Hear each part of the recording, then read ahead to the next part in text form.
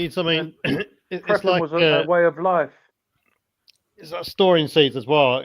If you were to just store a batch of seeds, you don't know until it's too late that how viable those seeds are. They might just be non-viable seed, non-sprouting at all. But if you're constantly, if you got a stash of seeds that you're always using and rotating through as well, you know that they're viable seeds and they're going to work for you when the time comes because you're always using them. And that's the side thing goes to it. You're growing it, harvest some seeds. You grow lettuce, let one or two of the lettuce plants bolt and produce seeds and harvest the seeds. Your pumpkins, your squash, harvest the seeds. You know. And the good thing on that, your seeds now were born and raised in that soil condition. And if they survived, they'll probably survive again. If you buy seeds from a friend, 100 miles away, he may have different soil conditions and you may have a low germination rate and not know why. But if you grow your own and you get your own seeds and you treated them properly to make sure they're viable the next year, some cases you have to freeze them for a couple days so they think they went through wintertime. Then you can dry them and store them and they'll grow. Other ones, you don't. And but you grew it in your soil, your soil, and you modify your soil every year. So, but your conditions are good for those seeds then. Yeah. Many farmers have to go to the government to buy seeds now. Oh yeah, because they're GMO seeds and you're not allowed to keep your GMO seeds. You have to buy their seeds to plant them. That's a whole nother problem here in the States and in some other countries. So that's going to be a problem as well, getting good seeds. Yeah. But again, like Jill says, you've got to practice. Yeah. You can't just store the seeds and, okay, SHT has happened or Twaki's happened. I'm going to go dig a garden up and plant seeds and have all the food I need. Yeah, I hate channels that say that. Even in a non-SHTF situation, I started growing tomatoes in my garden. When the tomatoes, I was so waiting for the tomatoes so I can get the seeds. Someone stole the tomatoes. Yeah. I've heard of a lot. There's a lot of that goes on around here. People have gardens on the side yard that are not fenced in, and people walk by and they're like, wow, look at all those tomatoes. And meanwhile, these people can probably afford stuff, but they sneak up on their side property and just take all their tomatoes when they're ripe and leave. You walk out the next day, it's like, what the hell happened to all my tomatoes? They're gone. So, SHTF's happened. Months have gone by. The shops have run out of food. You're having to try and grow stuff in your garden. But how many people will see that? Oh, this is where you get to know your neighbors, hopefully, and you're not in a city. So you're in a city environment in apartments or a flat. That's a whole different scenario. Around me, most of my neighbors know I grow. Some of them grow some of their own stuff, but they love it when I grow because I give it to them because I don't need that much. And but they're also capable of, if I say, hey, go dig up that corner over there, I'll give you some seeds. Let's get some stuff growing here. They'll grow it. Let's see if I can find it real quick. I stopped growing tomatoes. I stopped growing tomatoes and I stopped growing anything that anybody could steal. See, this is where you get into what Howie does, guerrilla gardening, where if you're walking through a park where there's an area in the park that really nobody goes in, like no homeless people, no trash, whatever, and the town doesn't really take care of it. Yeah, you sprinkle some seeds, sprinkle some squash seeds that'll vine and go up the trees. And nobody's going to bother it. And then you just go by it every now and then, take a look. It's like, okay, I got flowers up there. And then eventually you'll see a couple squash, whatever, not zucchini, but like, long-term squash, like acorn squash and spaghetti and stuff like that. And once they start growing, you just disappear into that little patch of woods and pick a couple squash and drop them in a bag and take them home. You didn't have to do anything. It's just, and it's grown on government property. They just don't know about it. Yeah. I've seen a lot of people doing that. It's a good idea if you can get away with that, definitely. Yeah, people do that along some of. We have a lot of rail trails out here in Pennsylvania, and canal trails, the C&O Canal, and that. Oh yeah, you walk down there now. Oh, you see all kinds of things. You got tomato plants growing, you got pepper plants growing, and they're just scattered in the woods. People just take bags of seeds and just throw them everywhere. Maybe kick them into the dirt a little bit and leave. It stays nice and moist down there. It's not too sunny. It doesn't burn. And then you come back a couple months later and there's peppers growing in the woods and people just don't see, most people don't see it, but the ones don't know what to look for. It's like, wow, somebody's really going out of their way guerrilla style here. That's pretty cool. And they're not going to hurt. They're not going to say anything. If you go in there and grab a acorn squash, like, oh, that one's ripe, I'm taking that one. You take it with you. They're probably be like, cool, somebody's taking the food that I planted for anybody to take. It's weird how some people don't even recognize the most obvious thing. I think there's one near me, and you walk through, and there's a sea of rhubarb to your right, absolutely loads of it, and nobody seems to realize what it is. No, I think it's a weed. Yeah. Yeah, people are disconnected from nature. Yep. Most people on the planet, I'd say,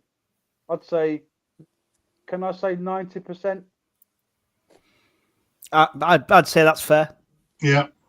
90% of the planet is totally disconnected from nature. And I mean, you know, the scripture says the meek shall inherit the earth. And I was thinking, who are the meek? Are they the Amazonians, the ones who live in the forest? These little people that live in, I mean, they're surviving without money, without ATM machines, without internet. Yeah. It's the ones that don't fall into the societal category of, I am part of society. I must be a part of society. I must follow the rules of society and be just like society. So you gave me a new perspective on it there. It's meek are those who get their hands dirty in the dirt. Amen. It's the ones that are out there in the bushes. Are we the meek? Can we call ourselves meek people? Look at the state of us humans in what's been done to us by the flipping advertising, globalists. You know, buy this, buy that. You know, you must look smart. You must show everybody else that you're not a tramp. You've got to wear 150-pound trainers. Keeping up with the Joneses mentality. I would say going back to the caches quickly. I would say look at the squirrels. Yeah, except not too many other squirrels are going to go digging up their holes coming from the next county over because they're hungry. And they're not putting. When I put nuts out, I watch them, what they do with them, and they don't put them all in the same place. They'll come and get one nut. They'll run off over to the right. I'm looking out my window. Where's he going with that one? Okay, he comes back, grabs another one, and they go off to the left somewhere. So he's put all these different nuts in different areas. And then he forgets where they're at. They don't. They're amazing. They well, I don't know if they actually really forget, but if someone's done a study on that, please. Our squirrels do, because all of a sudden we got walnut trees growing in the middle of our garden. We got sunflowers growing in our middle of our garden. Cool. We got. Well, they probably plant. They hide more than necessary, and then at the end of the season, when they've pretty much remembered where stuff was or smelled where it was and eaten it, now the new season starts. They just go start getting new stuff. So then the old stuff, the nuts and the whatever seeds, they grow. A chance to germinate. Well, that's brilliant. Yep. So then you can have a guerrilla garden, as well as caches all over the place, and you know they outlast you, and then you go into next year's lot. Yeah. I was trying to find a meme I'd shown on one of my live streams, but it's to teach a man to fish, or give a man a fish, he'll eat for a day. Teach a man to fish, he can feed himself for life. Teach a man how to garden, and the whole neighborhood gets zucchini. Yeah. Okay, if you want to be part of the meek, get out into the bushes now. Get your hands dirty, like Jill said. You know, get out there and rough it up for a while. Go and sleep in your tent in the tarp for a weekend. See what it feels like. You're getting people now saying, "Well, I don't like camping." What if they got to? What if you've got your family and all of a sudden they're like, Dad, Jill, why did you bring us here?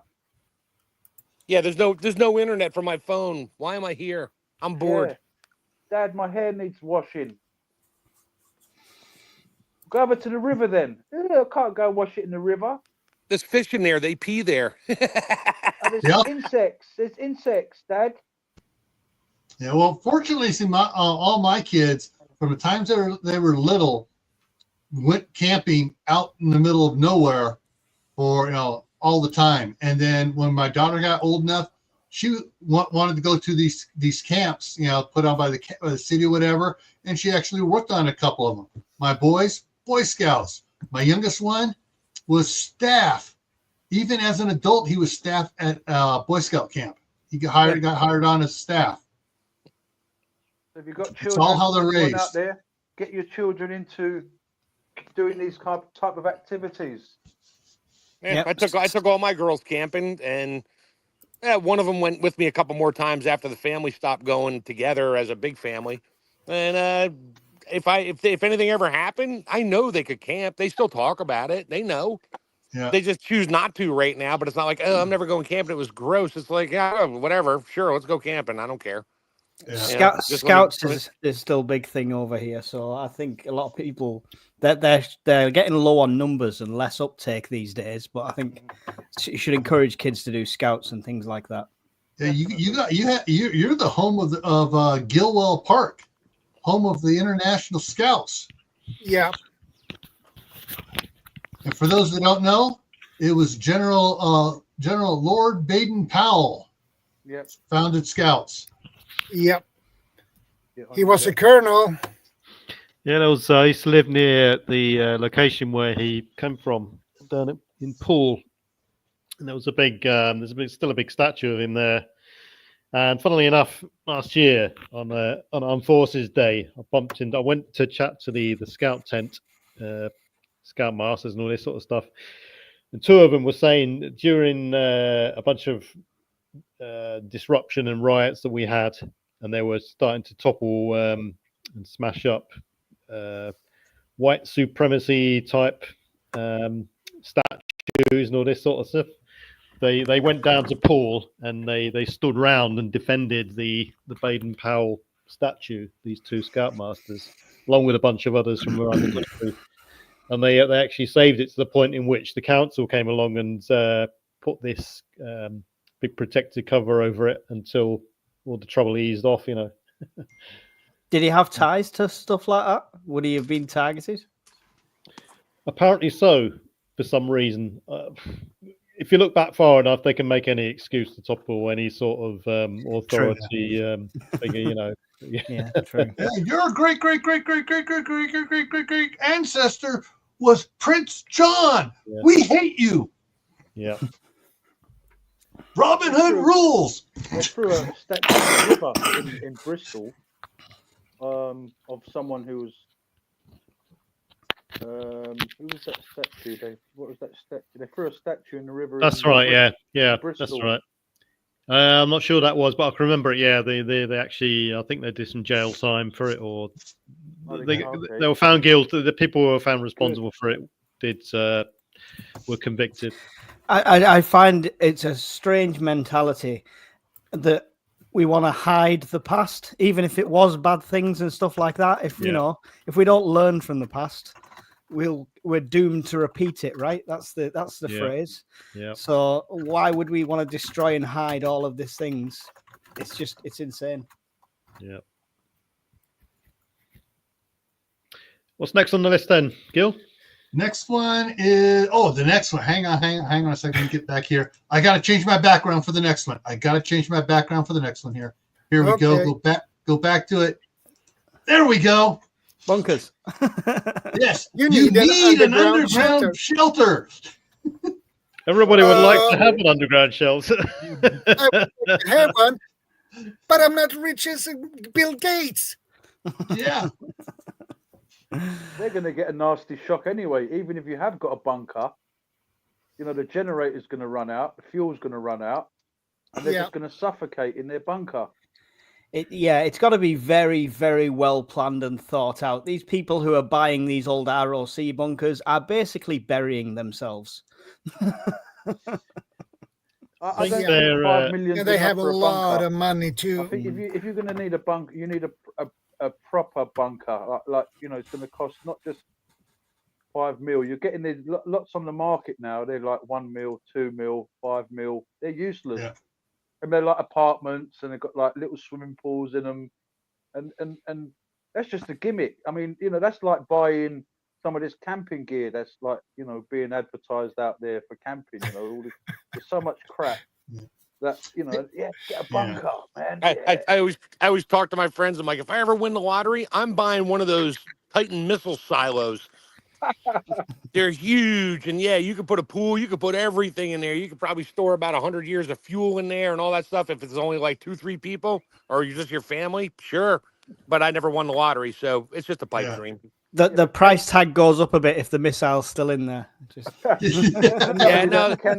worst part is all the missile silos that are for sale in my side of the United States. They fill in the missile silo. The actual silo itself is filled in with rubble and rock and dirt and that. All you get is the building on top and the open work areas that lead to the silo. And now there's some guys they're working on digging it out. Not that they're going to put a missile in there anytime soon, but I'd rather go to the mountains. There's plenty. I'd rather go to the top of the mountains, and that way you can see the show. Front row seats. If you're in remember that film 2012 when there was a real crackpot, and it was crackpot. Yeah, it was the radio guy, wasn't it? Yeah. It's like, Woody Harrelson right now. It's coming to kill me, and I'm wow, look at that, yeah, Woody Harrelson. That Charlie Frost. That's brilliant. The problem with most military bunkers, there's plenty for sale in UK. They're going up for sale, and some of them are quite reasonable prices. £16,000. You can buy a bunker. Are we talking about the old ROC ones and stuff? Yeah, the Royal Observer Corps bunkers, which there's hundreds of them, if not thousands. Problem is, those were literally just bomb shelters back in the day. Yeah. Well, they're actually nuclear hardened observation shelters, but they're all mapped. You can go on a map and look at every one of them, know exactly where every one of them is. Yep. So, having a bunker's all well and good. Having any shelters all well and good, but it's got to be covert, out of eyes, away from possible intruders and all this sort of stuff. It's a good, it'll make a good secure location initially to ride out any initial wave if you can get there. Yeah, it'd be a good YouTube film studio. My worry is, like you said, with the map, you only need 10 or 20 preppers in your area going for the same ROC bunker, and you're going to have a bit of a scrap on your hands. I know. Wherever I go, that or you better organize them all into a mutual assistance group. Wherever I go, I always look for the nearest rock bunker to go and have a look. Gil, these bunkers are designed for 2 people to stay in. Okay. It'll have to be a very close-knit group. You can get bigger ones. There's like command posts and stuff like that, but like the small ones near me are literally 2-man jobs. Yeah. And also we're getting people now that are buying, they're thinking, I'm going to get a van and, convert it into a motorhome. That way, if SHTF situation happens, I can just drive off somewhere. But what's happening in the UK now? Apparently, they're going to ban motorhomes by 2030. I think I've not heard this. Yeah, they want to make them electric. Oh, right, yeah. That crap's not gonna. That's never gonna happen. I think the only way they're putting that in though is for new ones, right? Yeah, they'll just make it prohibitively expensive to buy fuel. Yeah, well, even though it's available and whatever, but they'd be like, nope, sorry, you gotta have an electric now. They're now giving people fines in the UK for, say, like you've got a camper van and you pull up in the high street during the night and you sleep in the van during the night, your camper van, you can get charged with an offence now. Yeah. I've got a sub-converted camper van, and the law has always been, and this still is enforced, that you can't sleep in your van overnight within 15 foot of a road. So as long as you're off the road, crack on. There's no great shakes. I didn't know if it was that was the rule, that within 15 got to be outside of 15 feet. Yeah, generally, they can always get you on that. There's always some law if they can move someone on with. Yeah. But I mean, in Scotland, you've still got wild camping, so I think it's a bit more free to park up your camper van as well for the But same they're respect. starting putting signs in the middle of nowhere. Don't Yeah, camp people here have been overnight. kicking the ass out of it, especially in England. And the main restrictions are in England. You go to Scotland or Wales, and it's a lot more looser. There's a lot more opportunity to park up, and I can drive into a forest in Wales or Scotland. No one will bother me. It'll be perfectly all right. But you try that in England, and there'll be height barriers everywhere. No overnight parking signs. There'll be freaks knocking around at night, drinking and causing all sorts of chaos. If you do get a knock on your van, just say I'm not here. I'm not in. Please leave a message after the beep. I was down this track one night, 6 miles off the nearest road, next to this reservoir, and 3 a.m. we had this car pull up, and I looked at the cameras that I had installed around, one on the van and one in the tree, and got a Wi-Fi camera, 2 of them, and it was the police knocked on my van. Oh no, I'm not here. You waking up bolt upright, think what, expecting all sorts, and the police saying, "You all right in there? We'll just come to check on you." I was asleep. Yeah. Oh, thanks for that. Yeah, cheers. I'm all right. I haven't stolen anything, etc., etc. I'm not an illegal. So I mean, the bubble has burst on the van life situation, I think, and the prices are just getting ridiculous for the new ones. They're extortionate prices. Yeah. If you're a complete innocent, or just wanting to do a bit of a holiday and camp at the side of the road, you'll probably 9 times out of 10 you're going to get moved on. Yeah, if you're a full traveller camp, you can stay there for a couple of weeks before they get the bottle up to come and try and move you on. What's that all about? Yeah. Maybe learn how to speak some of that Romany. Fight for it. Mel says there plenty of dogging sites that are bloody. Oh my gosh. Yeah. Hey, Mike, I sent you an email with the list we're going off of. Oh, cool. Was that bunker? Was we at a bunker stage? So yeah, I would say Yeah.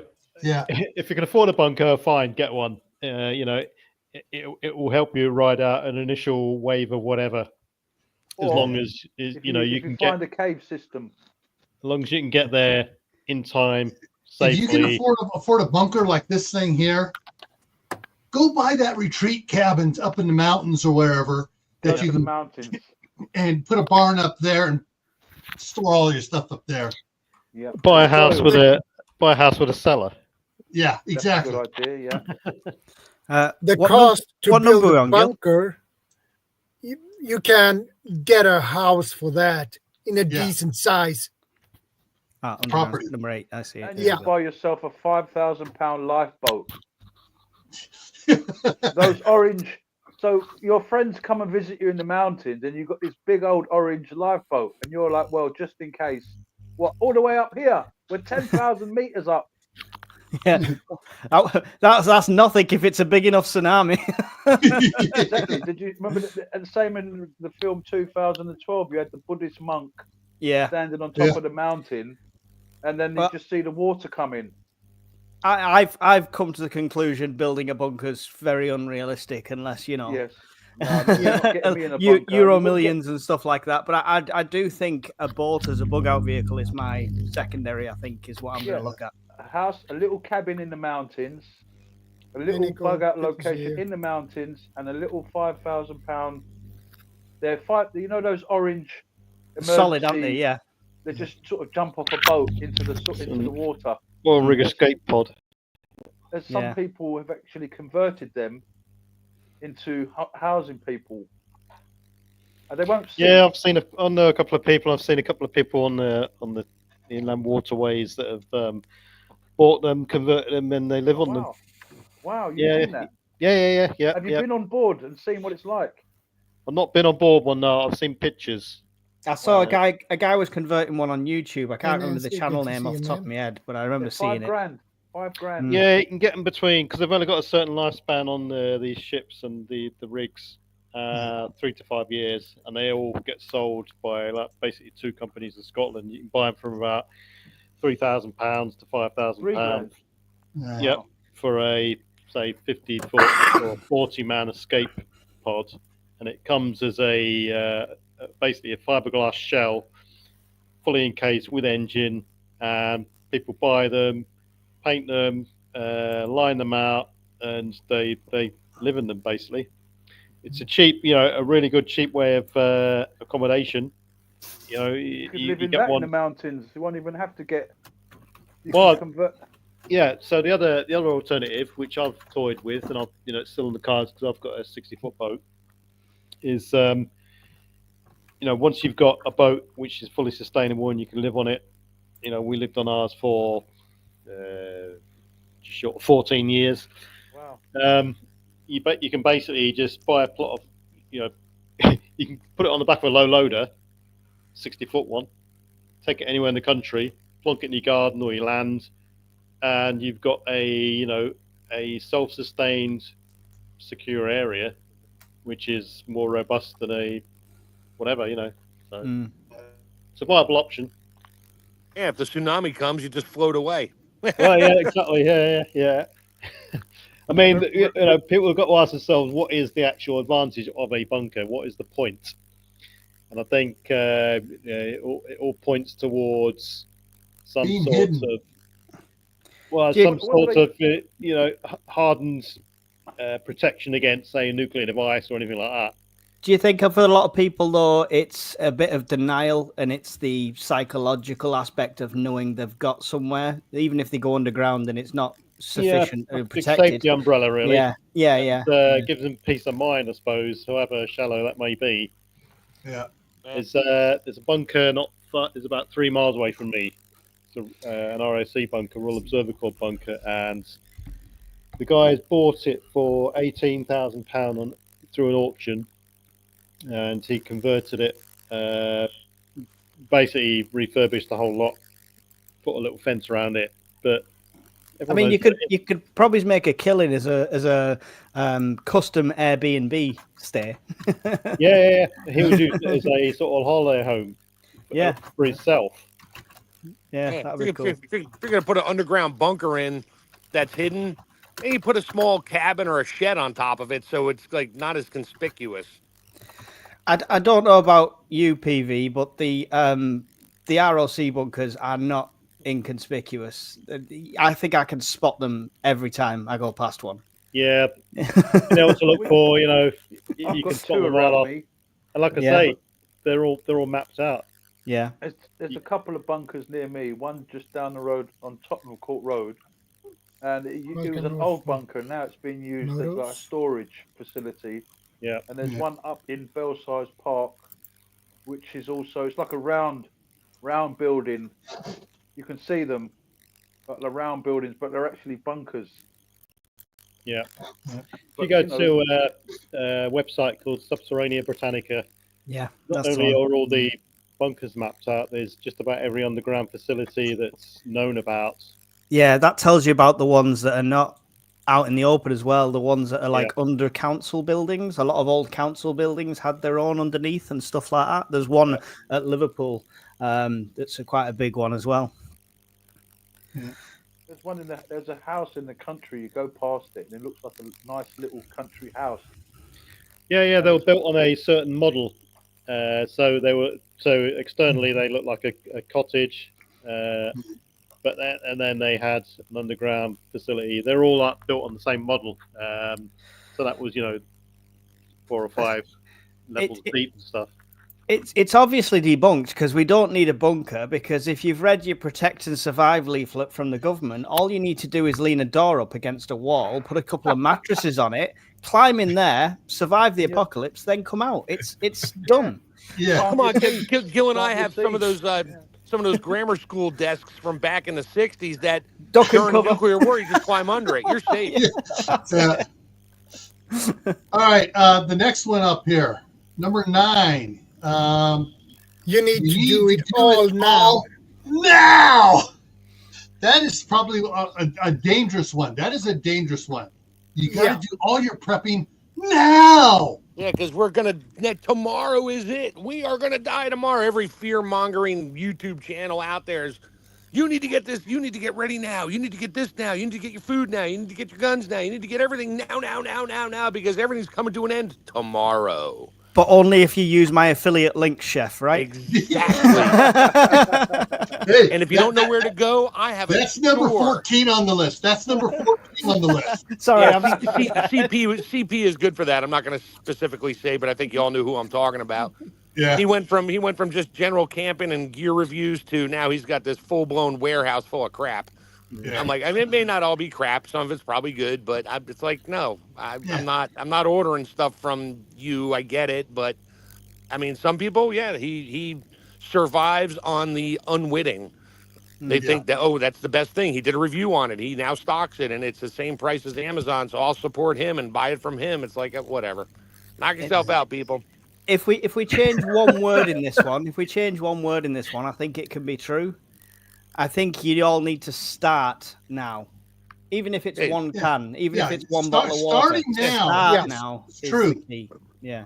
Now, the one thing on this that really ticks me off is people get, I got to do it all now, and they start rushing into it. They burn out, and then they don't want to have anything else to do with it again. Yeah. And Exactly. if you're gonna start now, don't do it all now. If you're gonna start now, it's like a little kid learning to walk, one step at a time. So Baby steps. we're addicts. Are we addicts? No, I think so. No, so we're I would smart. say, I would say yes. I'm You know, a when we freeze say dry addict, wean but anyway. people, we wean people off drugs, but when it comes to prepping, we wean them on. Yeah. Well, I mean, Wean 'em on. that means I don't know. we're not dump we're it not, on them. Yeah.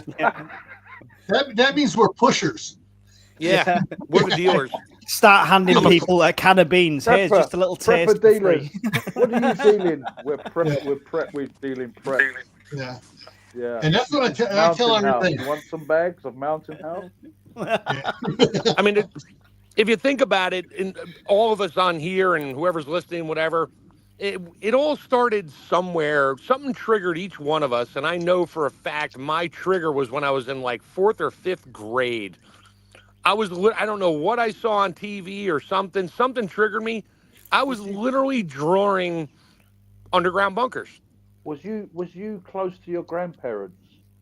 Yeah. So they were prepping as a way of Well, life. yeah, sort of. I I mean, think if we look at our history, maybe we've got families that it's in Yeah. us to be like that, and we're not. I know my as- grandparents and my parents all came. Well, the parents were born right after the Depression, but they grew up in a depressionary type environment in their family life because their parents were right through the Depression. So you save everything, you learn how to do Generational. everything, and yeah. Are we like the last of are we at the sort of the last of the prepping age? Yeah, probably the ones that do it like with thought. I don't know. I've been teaching my kids, so my kids are all into it big time and doing it. So, Oh, my kids all knew I was into it, and they know I was into canning and preserving and that. And I explained why. I'm like, I have a ton of this stuff. I'm going to can it, so that way I have You're it. a good example. It's good. It's good. You know, sometimes like you're saying about your daughters, like some of them wanted to go. Some of them wanted to go back camping. Some of them didn't. But at least they got that experience. And if they see you doing stuff, yeah, they could. One of them, I send her freeze dried meals all the time because I'll be like, hey, if you wanted me to freeze dry something, because shipping it to her in like frozen is cost prohibitive. But I show up to the FedEx depot here with this large box that only weighs like 4 pounds. And the woman at the FedEx, she's always like, what are we shipping? I'm like, there is 14 gallons of beef stew in here. And she lifts the box up. She's like, oh, you're kidding me. I got to know what you're doing. He's a proper dealer, that chef. Yep. And I freeze dry, and I tell her now. all about it. And I think she wants to get a freeze dryer now. Last time I saw her, I brought a pack of freeze dried strawberries and opened it up and let her taste one. Yeah, I'm truly a dealer. I stand to make nothing off of it, but I stand to create somebody who won't be reliant upon me. Mm-hmm. Yeah. That's all. I'm just teaching them this is what I do, and it's expensive to get into it. It's not like you throw it in the freezer, it's dried, and you throw it in a bag and it's good for 25 years. No, it doesn't work like that. Yeah. So The one thing, I think that, on this topic, on this particular myth is when you're telling people about it, tell them to start simple and small. Tell them first thing they need to do is audit what they already have. Make a list of what they have in their pantry and what they normally get, how much food they normally get. Look for stuff on sale. Get a couple extra cans. Get a couple extra boxes of stuff on sale. Slowly build up what they have in their cupboard, and that's the first step. So basically, it's an extension of what you've got in your kitchen already. So then you can rotate it as well, because you don't want to just start what you like. hoarding loads of stuff and then you're just chucking it in the cupboard all the time and you're not using none of it. You need to rotate it because the stuff ain't going to last. So incorporating your preps within your everyday living now. Yeah, definitely. Yeah. But just have more of it. One thing about getting new people started, because that's the whole premise of why I started my channel in the first place, is I changed my background.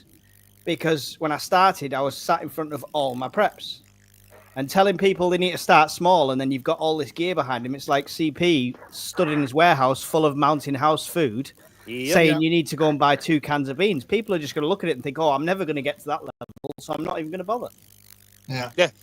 The one thing you need to remember to tell people, it is store what you eat and then eat what you store. First I agree with that. I gotta get my wife back on board on this, because I know she grew up in a difficult upbringing financially. So every time she goes to the store and she goes shopping hungry, and she goes to the store and she sees something on sale that she really likes, she'll buy 20 of them. And then she brings them home, like, where are we going to put these? And we have like 15 more from the last time you bought it. Oh, I'll eat it. No, you won't. And I won't eat it because I don't like it.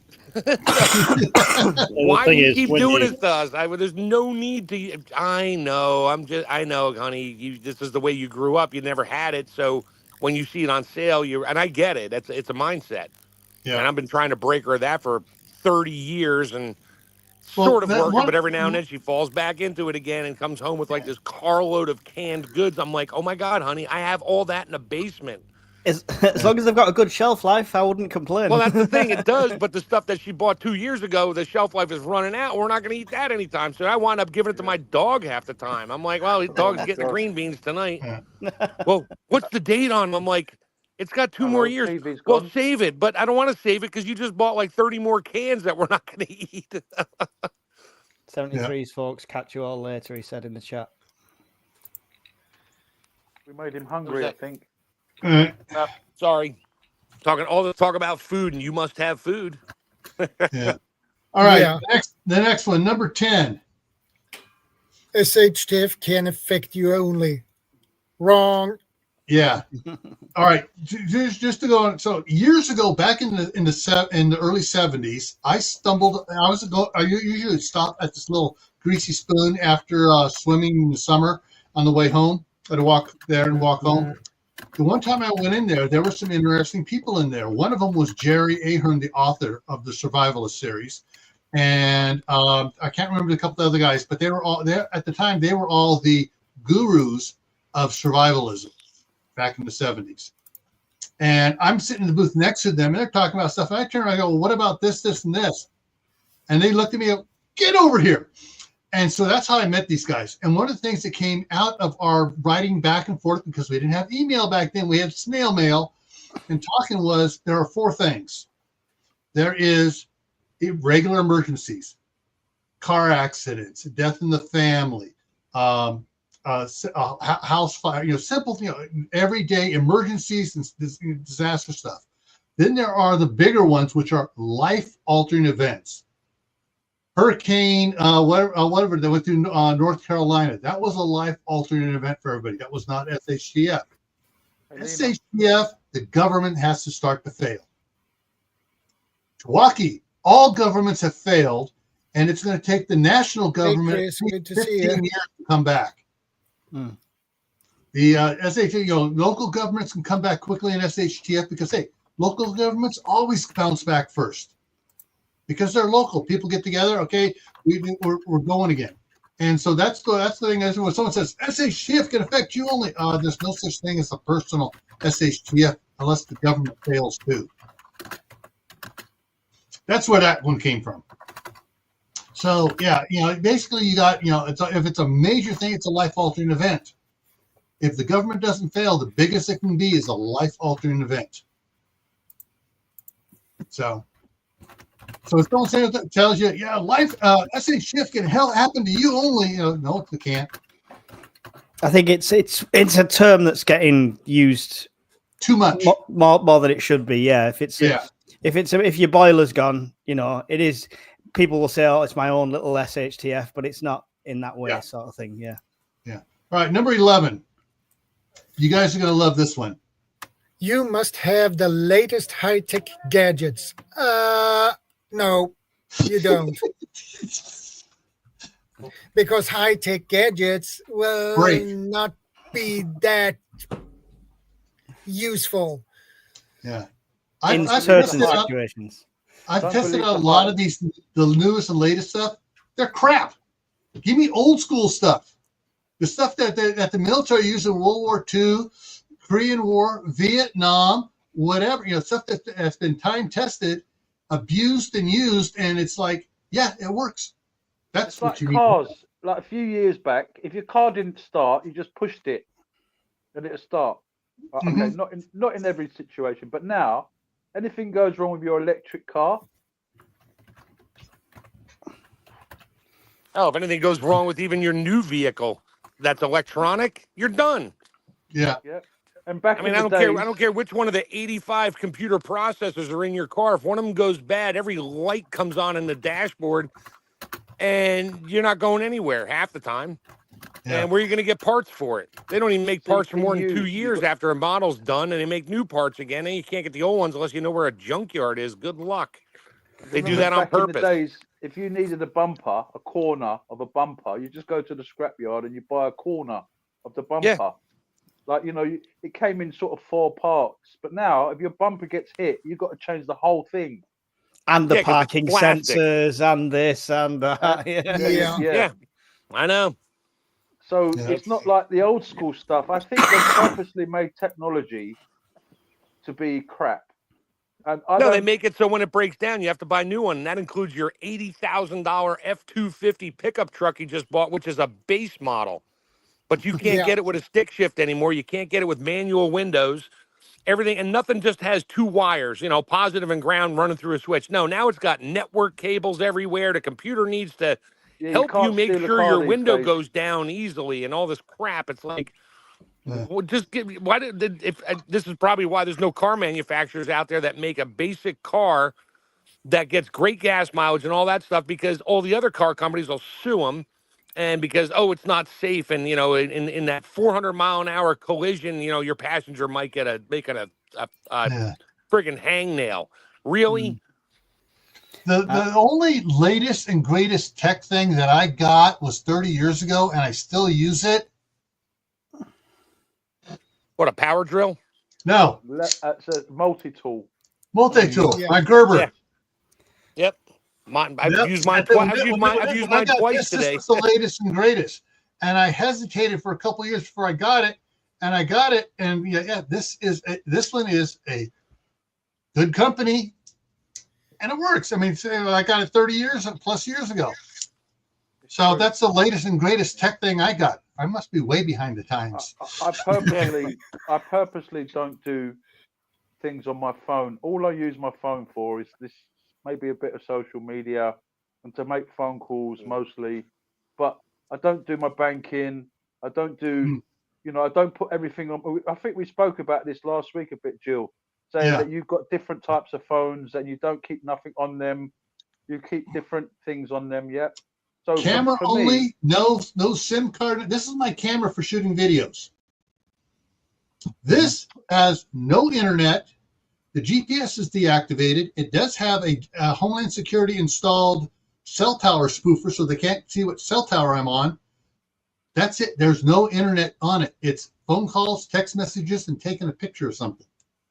Yeah, I purposely kept myself back from technology, and because everybody is into the latest this, the latest that, the newest laptop, the Where are we now? iPhone 35, are we? I'm only joking. What is it? iPhone 20 now? 15, 16, something like that. You know, Don't care. Don't use it. Why do you Never need will. it? I mean, even a basic phone is okay. You know, all right, you've got videos on it, but I would never do banking. I don't depend on technology at all. Yeah.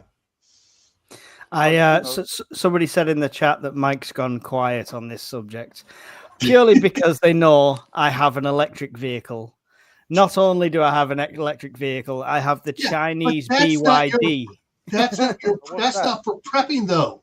You didn't get that for prepping. Your company did that, right? Yes. All right. So we're talking about, you must have the latest and greatest prepping tech. Gadgets. You got to be high speed, low drag. You got to. Yeah. It's. I mean, I go old school when it comes to prepping. A lot of my prep finds have been. I mean, I showed you my lanterns and stuff last time, but it's been like car boot sales and antiques malls and stuff like that.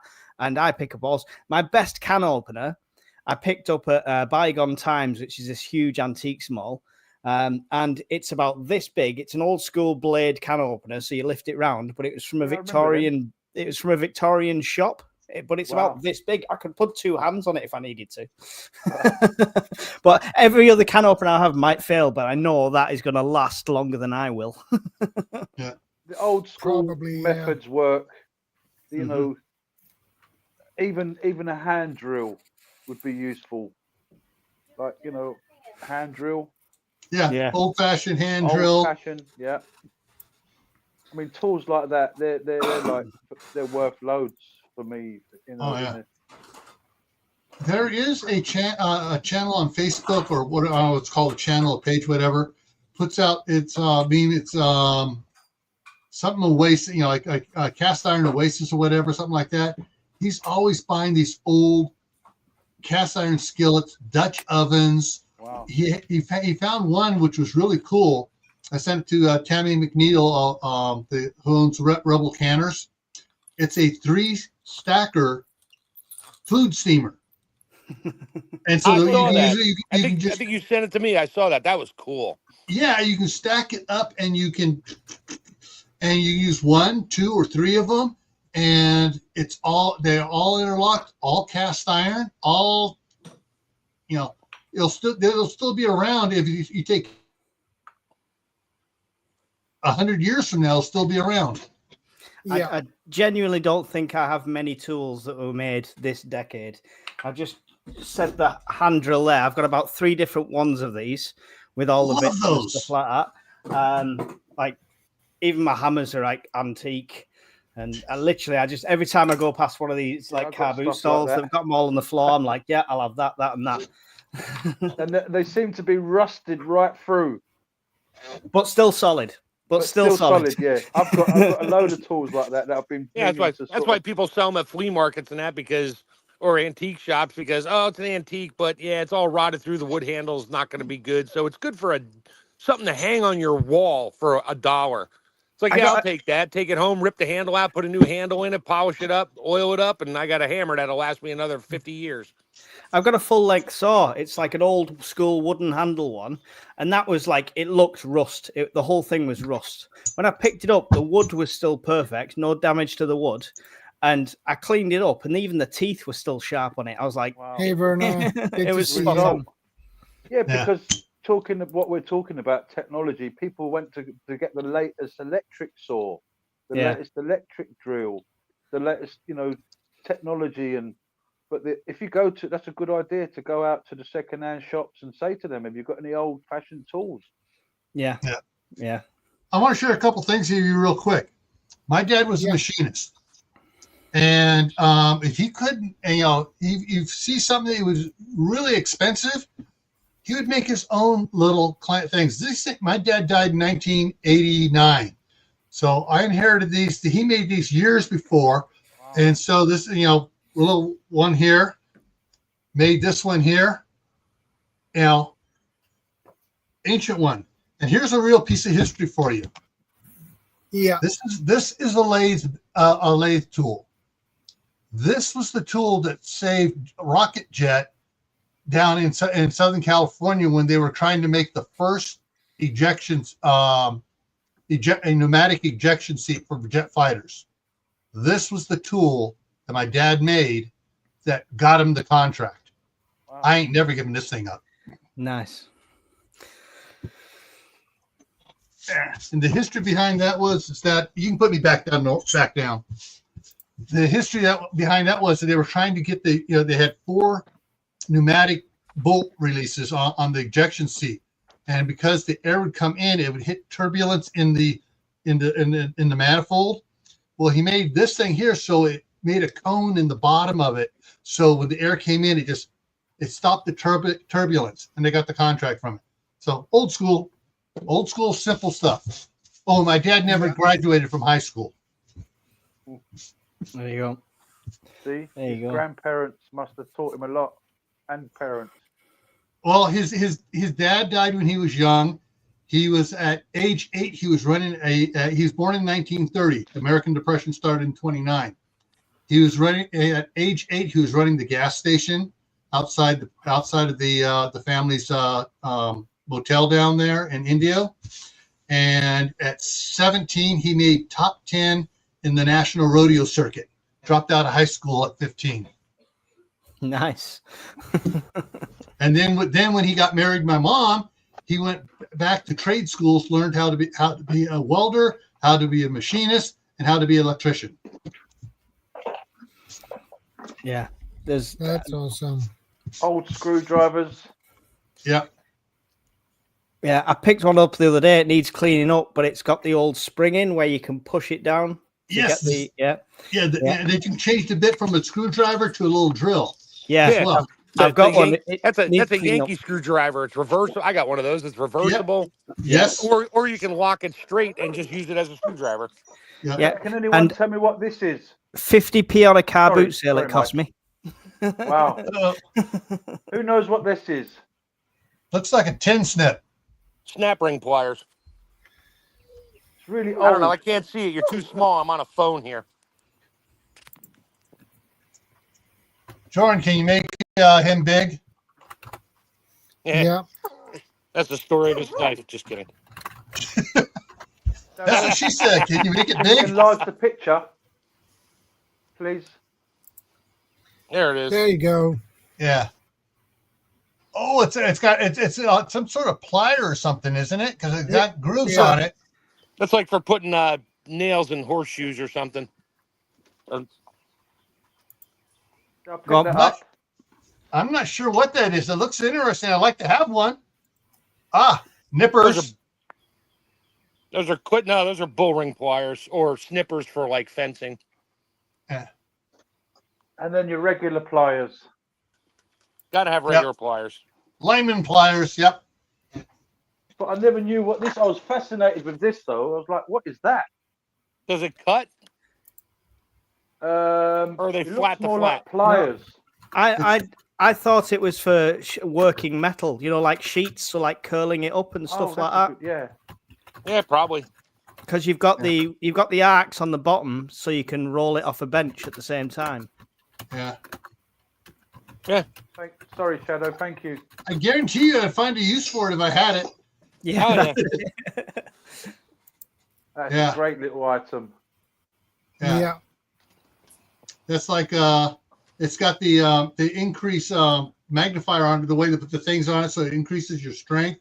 But it's for snipping stuff. Yeah, that's a big snip. Yeah. So I collect old if I find them. Sorry, Shadow. Thank you, brother. You're very welcome. My pleasure. So if you pass in any second-hand shops, hand drills, the old stuff works, and it worked for a long time. The new stuff is a bit sus. Yeah. It'll last longer than anything you buy from Temu, guaranteed. Oh yeah. I think Temu is more for like people who just want to show that they've got that particular thing. Yeah. It's all like All right. Gimmicks, a lot of gimmicks. Yeah. All for decoration, not for function. I think some things have their place. I will defend it on some things like disposable stuff. Like, I mean, I got loads of paracord from there. It's never going to go amiss. It's hard to get it wrong. It works. It's strong. It's spot on. So it has its uses for that, but I definitely wouldn't be buying tech off there, or a life straw for that matter. No chance. Oh yeah, you see those Mickey Mouse Sawyer minis, like they're $5.99. Like, yeah. It's probably got a bit of sponge in it. if you do know any preppers out there, new preppers, you could even say to them, look, if you're going to buy something, just give me a call or just let me know, you know. Yeah. Buy cheap, buy twice. All right. Next, okay, so the next one on the list here, a small power station, aka solar generator, is all you need to power everything. If everything you own is a cell phone, that's fine. No, that could be correct as long as you want to power everything for 30 seconds and that's your lot. Yeah, exactly. Yeah. It's like I have a 1500 watt Kodiak power station here. I got a 400 watt one in my bedroom. The 400 watt one is plugged in. I plug it in, charge it up, and all that is for is to run my CPAP machine if the power's out for several days. And that's all it will do is run it for like four days or so before I need to hook it up to the solar panels. But I got a 1,000 watt one. I run my cabin on for 2 days straight, and I can throw the panels outside if it starts to get low, or if I forget to shut the refrigerator door, it'll wipe it out overnight, and then I got nothing the next day.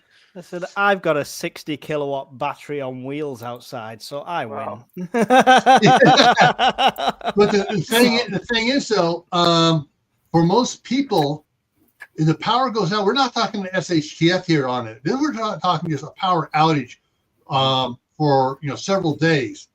A small power station is not going to run your refrigerator, not going to run your chest freezer, because usually people have one of each, and run your TV, your computers, your furnace to keep your, if it's wintertime, to keep the fan blowing the hot air around. It's not going to run all that stuff more than about 5 minutes. This is mine, but this doesn't not run the whole apartment. This will not do it.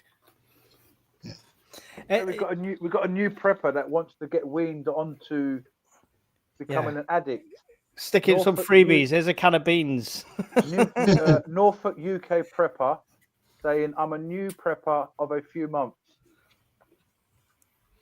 Yeah.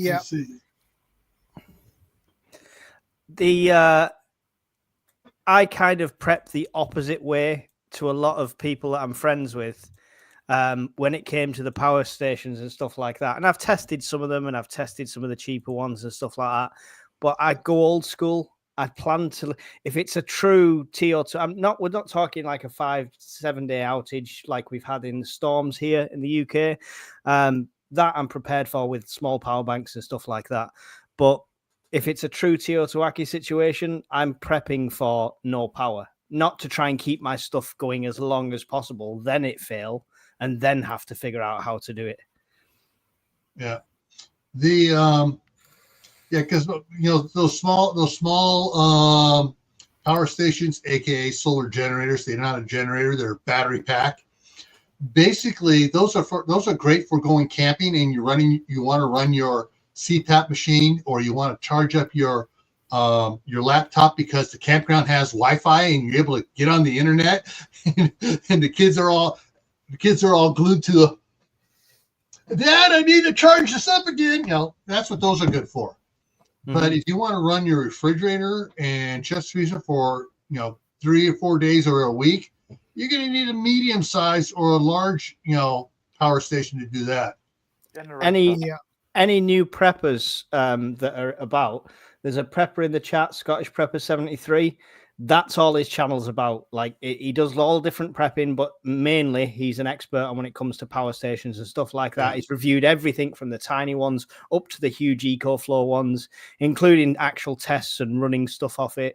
He's even, plunged his family into darkness for 48 hours and ran his house off them just to test. So it's a good channel to check out. So if you're new to it and you're interested, sub to him now. I think I'm already subbed, but I'll just double check. But for like Norfolk UK Prepper, one of the things I do on my channel, I put out every day a Your Prep for Today video. Sometimes I put out 2 of them. It's a little short 30-second video. And it's like, think about this, think about that. Interesting thing, the one I put out this morning was a reminder to people, get extra filters and bags for your vacuum cleaner. First 15 minutes, I had 300 hits on it. But yeah, it's I'd look at, my thing is to try to get people interested. That's why I make simple, short things. Think about this. Think about this. Does this apply to you? Have you ever thought about what happens? And that's what you need to do, is to get your brain going to thinking other than the normal. This is what all I can do. Think outside the box and realize, there's a whole other world here of possibilities. Yeah. I think a lot of people are prepping for the tariffs now. Because I'm not going to be able to buy a new flat screen TV in a year. Let me go buy 5 of them. I'm going to prep for flat screens because we won't be able to get them. Oh, Lord. Oh, yeah. Unfortunately, that's probably true. It's unfortunately true. I reckon Temu in the last 2 weeks has made a killing from the United States because everyone's ordering all the cheap crap that they won't be able to soon. I saw the interesting meme about a Temu warehouse over in China. It said, largest Temu warehouse burns to the ground. Total loss in American dollars, 54 cents. With coupons. Now, number 13 here ties in with the power station we were just talking about. A generator will provide all the power you need for a long time. Sure, with gas. Yeah. With fuel, whatever the fuel is, with a year's supply of fuel, with the oil change on it, with the modified oil reservoir to it, so the motor doesn't burn up after 3 days of running. With spare parts and with knowledge of maintenance. Yes, exactly. Not just bought and left in plastic in the shed. Yeah. Now I want to talk about this a little bit more. What, from my experience working construction, the company I work for, Mountain Cascade, one of the smartest underground construction companies out there. They had generators. They had small generators, big generators. All the generators, when they first got them, they went and took a 3-inch piece of pipe, about 12 inches long, put a cap on the one in it, welded a nipple on the top, drilled a hole, put a cap on that, put a on the bottom, did the same thing on the bottom, ran that over to the drain plug on the for the motor. And filled it so the oil, and mounted it so it was filled at the medium of the pipe was at the full level of oil for the motor. That way they could run it all week without worrying about it burning up from lack of oil. And then on the weekends, the lube truck drivers would come around and change the oil out on it. Yeah. Small engines like that burn up oil. The recommended service on it, 50 hours on a small generator is 50 hours to do a service on it. Yeah, these little portable ones, like I got a couple of. There's no hour meter on it, so you just gotta kind of check it all the time and look at the quality of the oil, and then just say, "Yeah, I think I've run it enough. Let me change the oil on it and go from there." But the bigger ones, like I have a 7500 watt one in my shed. That's got an hour meter on it. Yeah, that one gets serviced. And we're not saying to anyone that's thinking about this, we're not saying generators are a bad idea by any means. No. It's just everything's got its use and how you use it conservatively and stuff like that. If you need to run some machinery to help you, I don't know, plow a field, for example, then, you know, cut some lumber or whatever. Yeah, exactly. So these all still have uses. It's just the myth of like, I've got this generator and now I can live exactly like I am now. Exactly. yeah, no. Yeah. Yeah. Unless you got a 3,000 gallon diesel tank sitting out back and a 4 kilowatt Generac generator permanently mounted on a concrete pad, then you might be good for a month or two. Yeah. Till it all breaks. What might be good is Yeah. if people can look up how people lived in the 1800s, Yeah. or how people lived in 1200, and you know, say for example, when we didn't have all this, you know, dependency on fridges, on TVs, on electricity, on, you know, I watched a video the other day of how people store food. They get a plant pot, and then they get another bigger plant pot. So we're talking about the clay pot. Terracotta. Clay, terracotta. So there's a little gap between the small pot and the bigger pot, and then down the gap you put sand all round, and then you fill it with water, and then over the top you throw a wet cloth, and somehow it keeps the stuff fresh. So learning these old techniques of how people used to store food, rather than to get your head like thinking, wow, I don't know how to service a generator. This generator is not gonna sort me out. It's not. I'm not going to be living the same as I was. You know, have I got the oil? Have I got the fuel? You know, this dependency on technology is becoming our downfall. Yeah, I tell you what, I'd highly recommend to anyone, if you want a quite expensive hobby, but it'll double up as helping you prep. I was part of the American Civil War Society here in the UK for years, and that's 1860s kind of era, and everything I've learned in there has translated over to prepping and how it would be after some sort of collapse, after some sort of grid down. And there's Napoleonics, there's all sorts of societies out there. Go and join it. You'll have a weekend away camping. There'll be no mobile phones, there'll be no technology, there'll be nothing like that. And it really will get you down to earth with it. It was superb. And to be fair, it was really relaxing as well. You had no bills, you had no worries, you had no stresses for a weekend. Your stress was getting the fire going in the morning or nobody eats, basically. Yeah. Now, I like what Shenanigans posted up there. If Jordan, if you put Shenanigans post up about we tell our customers, because I know it's over on my channel only, so that way everyone can see it. What I tell people is if they're going to run a generator, you run it for no more than a half hour at a time. That'll get your refrigerator back down cold. It'll get your chest freezer cold. It'll charge up your here we go. It'll charge up your little battery banks, and then you don't have to run it again for another 8 hours. Mm-hmm. Unless, of course, you're going in and out of the refrigerator all the time. Map your refrigerator and map your freezer. Know what's in there. Keep an inventory of what's in there. You know what does work though, if you have a refrigerator, you got kids, and they're going to be going in and out of time, and you got a 1,500 watt power station with a 700 amp hour battery on it. When you go to start the generator up, you charge up that, and I'll charge up in about half an hour, and then I'll run the refrigerator for 8 hours, and then you fire up your generator and you do stuff again. That way you're not running the generator all the time. You only run it for a half hour max, and then it's 8 hours before you have to run it again.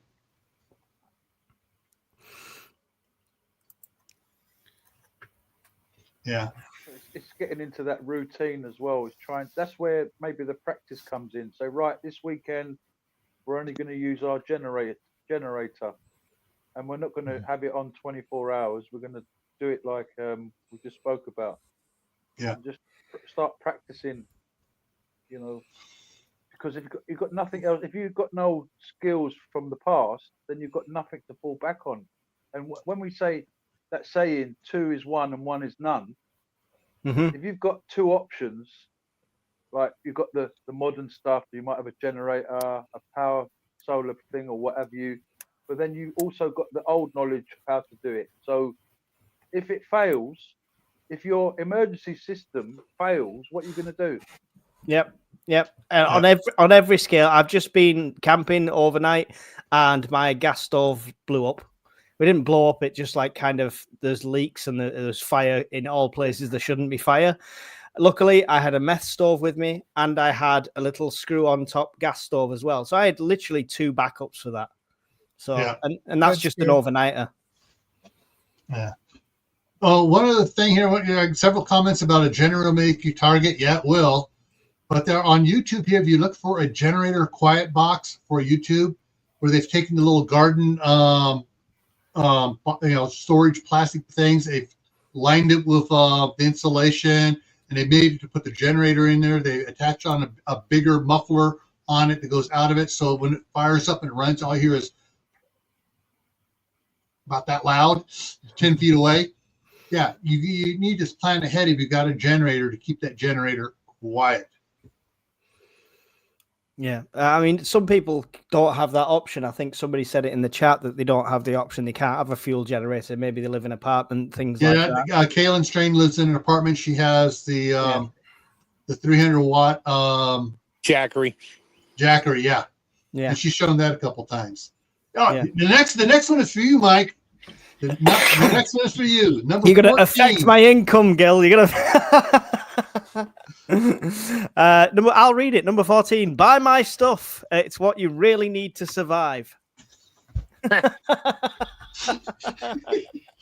Now, in my defense, I do put affiliate links on some of my videos. It's stuff I've tried and tested. I won't put a link on like that gas stove that blew up. You're not going to find a link for that. And I always say to people, if you can find it elsewhere, find it elsewhere. If you can shop locally, shop locally. If you can go to a car boot sale and pick it up for next to nothing, do that. Yeah, but this is for a certain bearish type guy who's always saying, buy my stuff. Here, I got everything you need to survive, and you can't survive without my stuff. You can help the channel by helping yourself. Yes. Yeah. We got to stop talking about that guy north of the American border who likes to be a prepper. Yeah, that guy too. And sell stuff. And the problem with those who says buy my stuff, it's what you really need to survive. Those who tell people that, they don't even know how to use the equipment properly. They sell properly. Yeah. You've seen that roll he's got, that roll where you put all your stuff in it. I mean, you've got that on your campsite. You've kind of got this roll thing. It rolls out, and you've got all these sort of transparent pouches, and you've got all your gear in it. I'm thinking, yeah, you've got that on your campsite or wherever you're bugging at or whatever, and then someone comes along and sees that. Roll up, easy to take away. roll up, yeah. Like Leatherman wave. There's a Leatherman wave right there. Yeah, nicely, easily rolled it up on your shot and gone. Yeah. I mean, I've no qualms with somebody trying to make a living out of it if they do it, but as long as you've got some integrity behind it. Yes. It's the fear mongering that is not. Is using the stuff that may happen to sell product, which is a bit naughty. Yeah. Buy my magic pills and you'll survive the apocalypse. $99.99. I can get you a bug out. Buy my liquid here and you'll survive the zombie apocalypse. I said I sell land on the moon. The best bug out location. I could sell you bug out locations on the moon. You've got to organize your own transport. Lifetime guarantee. When your life is over, the guarantee is ended. Yeah. All right. I think we've smashed this one good enough. We've mentioned it earlier too, but yeah. It's if you get what several people recommend and say, but you can find it cheaper. Wherever you get it. Don't like me myself. I don't have any affiliates with anybody.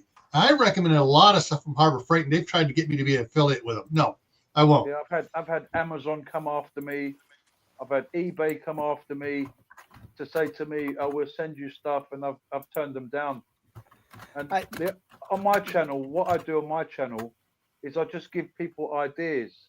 It's not the what you should have. It's just to give people ideas. You know. Funnily enough, companies that have sent me stuff, which they have, I've had stuff off companies. I say to them in the reply, I say, "There's no script in here.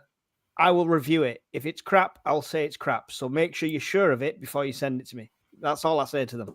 Yeah. Yeah, and half the time they won't send it. They're like, "Yeah, we're just looking for somebody with a lot of followers to sell our crap." Yeah, honestly, out of about 10 approaches, 3 sent things. Because of that reply, only 3 of them sent things. I could have had like 10 other things stacked up here for free, but they won't send them because they don't want an honest review. Sending me emails.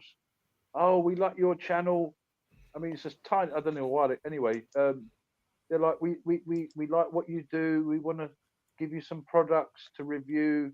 And then you go to this site, and it's some dodgy-looking travel bag made in China.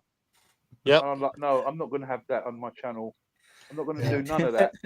Yeah, I get ones trying to have me do it, and they say, "Well, all right, you go ahead and buy it, and we'll send you the money via PayPal." I go, "I don't use PayPal. You buy it, you buy it, and have Amazon ship it to me." Yeah, and it's the last they go I hear quiet. from them. I tell you, you'll laugh at this one. So I've got another account on like Instagram and stuff for when I used to sell supplements, protein and stuff like that. All right. And obviously the advertising stuff for that is a guy with a 6-pack holding a bottle, or a girl in a bikini holding a bottle, sort of thing. And these must see this and then not even think who I am. And I could show you about 10 emails saying, would I like to represent and try on their bikini lines or their female underwear? I'm like, I could do, but it's not going to be a pretty sight if I put that lace nightie on. I'm telling you now. I'd have done it just for the hell of it. That would have been funny. Oh gosh, no, please don't. Me in a bikini will get me banned off YouTube. Nah, you gotta create this separate mankini channel. Yeah, that photo or video would go viral immediately. Or you get 10,000 views in 1 hour. You get a green screen like Jill, and you just show your head and the body of a woman with the bikini on, like, you know, and your head. It just proves to you that these guys are copying and pasting a proposition email without looking at the, "Oh, we really love your channel." You clearly don't, because you've no idea who I am. Yeah. I hate to say I get that on LinkedIn all the time. Yeah. We noticed your resume fits what we're looking for. I'm like, the word sales appears in my resume 1 time. The rest is all mechanical and cooking. And you want me to be the regional sales director for Toys R Us? Are you kidding me? You're about as dumb as a bag of turds. I'll take it. What's the pay? Yeah. You're going to hire me just like that? Well, we need to go through the interview process. Oh, I see. You're just mass mailing out people. You had the AI search out anything with the word sales in it, and everybody's approved. Yeah, disappeared. Gotcha. Camouflage sorted. Camouflage sorted. Where's he gone? Take the hat off. Yeah, take the hat off. Oh, is that a green balaclava thing? Wow, that's clever. Yeah, you said the green screen with the stuff, so I had to pull out my green screen mask here. Hang on, let me say this. Where is it? Yeah, I got this for laughs and giggles. That's so you can just be the bouncing hat. Yeah, I had Amazon contact me once with an email, and they said to me, "We just want you to review stuff, like not just to review, just to sort of what's it when you leave notes on products." Like leave a review on it. Yeah. It's like they're not wanting to send me stuff. They wanted me just to sort of. Yeah, you bought something on Amazon and they want you to do a review because they're running out of things for the bots to say on their reviews. one product just pops up and all of a sudden it's got 50,000 5-star reviews and they're all basically saying the same thing. I love this product. Best product I ever bought. Yeah, blah, blah, great blah. service, great customer And there's no care. people involved with it. It's all paid for bots from the bot farms in China. Yeah. I forget one of my subscribers does that. She gets stuff and reviews it. She has to review so many a month, and she gets to keep the product from Amazon. So that's it. I've had that a few times. Yeah. What people don't realize as well, anybody wants to make an extra couple of pounds, if you buy a product off Amazon and you put a review in, but you attach a video like, oh, look, this is the knife and this is it folding out and this is it working. If somebody watches that video before buying it, Amazon have to pay you a commission. Huh? So you don't even have to put links up on things and stuff like that. Just put video reviews up of the stuff you've already bought and you can earn a passive income. Just throwing that out there. Cool. Gil, go buy another Gerber knife, quick. If it's still in stock, just review the one you've got. Yeah, exactly. I can go back on the PQ cleaning rod thing that I did a video, and I just take that, attach it. I don't have to make another video. I already did it. There you go. Well, I got a mail a couple of years ago from a company who wanted me to review accessories to an M16 or an AR-15 rifle. Wow. And I said, wrote back, hey, I can't do that. I will not even get those parts into my country. You'll be put straight on a watch list. Mel just said in the comments to me, does it pay well? Let me just tell you, no. Yeah, no. 238 pounds worth of sales in one day on my Amazon affiliate accounts. I earned 37p. That's more than YouTube pays. Yeah. I put some of my music on Spotify, and I made 27p in a year. It's madness, isn't it? You've anything like that, you've got to be when you see these videos come up on YouTube, look at how I earned £5,000 off Amazon within a day. It's like, oh yeah, yeah, right. No, you have to sell 1 billion of them. Yeah. Well, you can always scam the system, and every single listing for that same product, throw a review with your video on every one of them. Even though you only bought it from one verified buyer, I think. Hey, Bob. Hey, guys. Bob. Hey. All right, the next one here. Actually, I think we should skip number 15. Just go straight to number 16. Once the government collapses, you can do anything you want. Woohoo! Wrong. Sure. Yeah. You can if you really think you should. I wouldn't But you're going to have to pay the piper. Yeah, you don't even need to have a government mission to do whatever you want. It's just up to you. Yeah. Knock yourself out. Yeah, you're going to pay a price. Yeah, if you want to do whatever you want. Consequences. Yeah. Consequences. Because somebody is going to video you. You have to pay the price for what you did when it was not normal. Yeah. I think you could justify some stuff, like if it was scavenging and stuff like that. You could always justify some things, but if you're running out of curries with 15 tellies, there's no justification.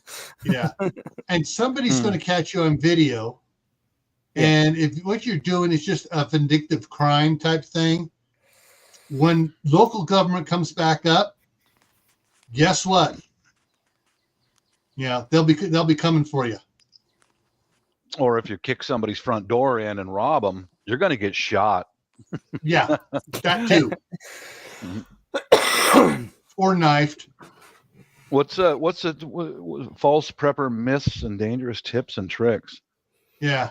There's a lot of that. Idea. There's a lot of that stuff out there because most people have never really been in SHTF. Never. They've never been. Never have been. Most of us have not, So the only thing that I try to do is show that this works. This is a little solar light on a stairwell. This works good for me. You know, Yeah. I try. I've been in some shit at the fan overseas, but not too much here. Not Yeah. much. Well, Yeah, we've been reading from a list that Shadow Yeah. has Oh, got of Okay. 25 myths. 24 okay. actually. So what number Got are it. we at now? Mhm. All right, we just 16. did 16. Number 17 and 18 kind of follow in line with this. 17 is the only government you need to worry about is the federal government. No, because state and cities do crap to you as well Yep. in the United States. Canada's provinces. Mhm. Number 18 is the federal government will not come back in your lifetime after SHTF. I think What? Yeah, and it might not come back in the way you know it now if it's a true Teotihuacan situation, but there'll Yeah. always be somebody that Yeah. comes into power. It'll come back around. It'll come back around. It might be a Roman emperor, but it could be. And it'll be and if it was a real bad Tawaki situation, it's going to start out small and it's going to take years for it to become a big monstrosity again. It's interesting because the difference is over here. Obviously, we have local councils and then we have the central government, but the councils don't have anywhere near as much power as like a state would have over there. They don't have their own national guard. They don't have their own powers and stuff like that. So we are literally single point of collapse, I think, in this country. Yeah. Our councils are pretty useless now. Yeah. Look at Birmingham at the moment. Well, I mean, everywhere. I mean, it's just like, people stop in their cars. They open the door, rubbish on the floor. Yeah. Yeah. Yeah. Birmingham over here at the moment, for you guys that don't know, is they basically the sanitation workers are all on strike. So bin bags are lining the streets, rats are everywhere. It's been ongoing for quite a while now.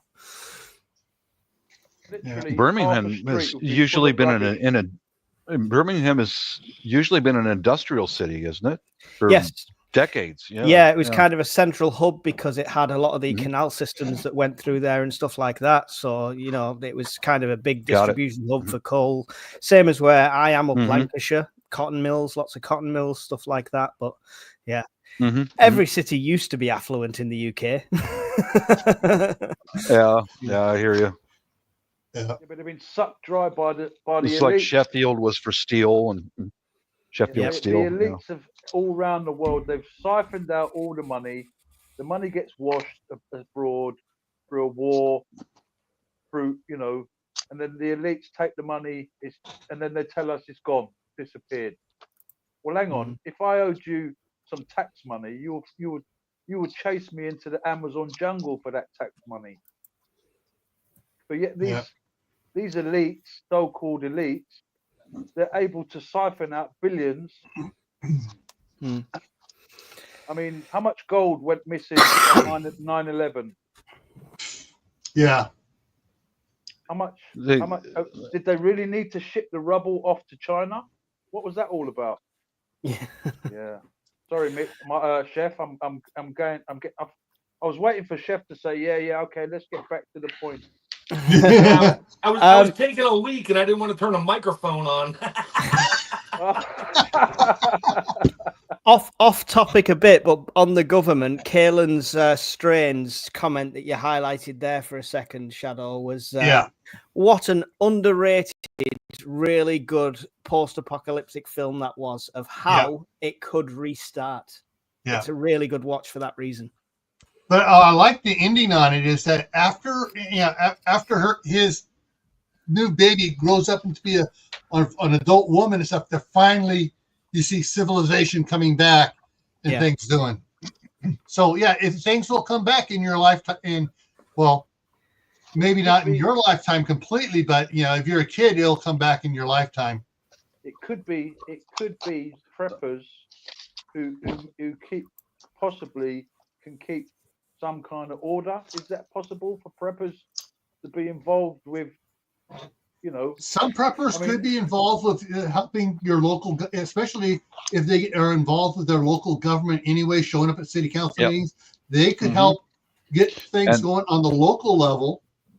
And then we're like, all right, so for those that don't know how the U.S. works, you got city governments, you got counties or parishes, then you got states, then you got the country. So they can start with getting city government going back together, and they work on getting several city governments come together. They get the county going back together, and that's possible, and it will be time consuming if it's a total Tawaki situation. I have a question for Mike.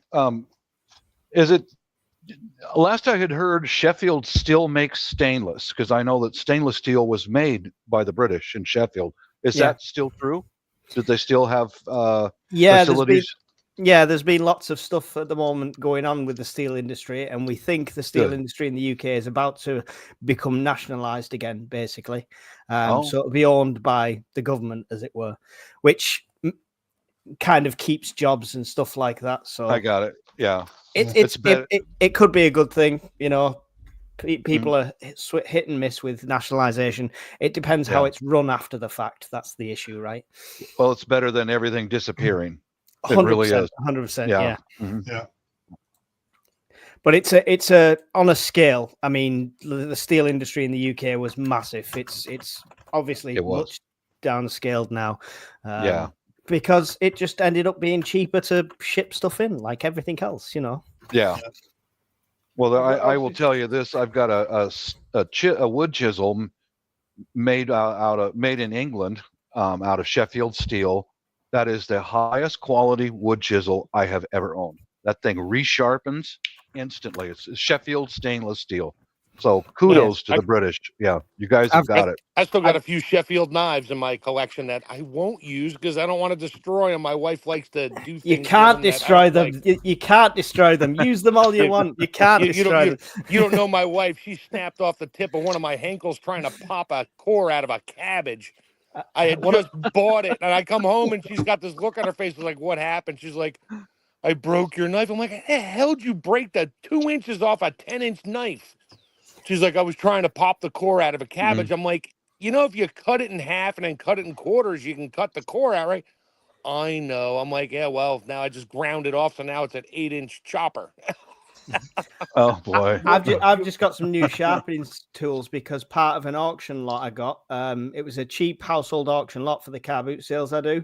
There was 3 pen knives at the bottom, and one was a Sheffield steel one with. I'll tell you how old it was. The handle was covered in Bakelite.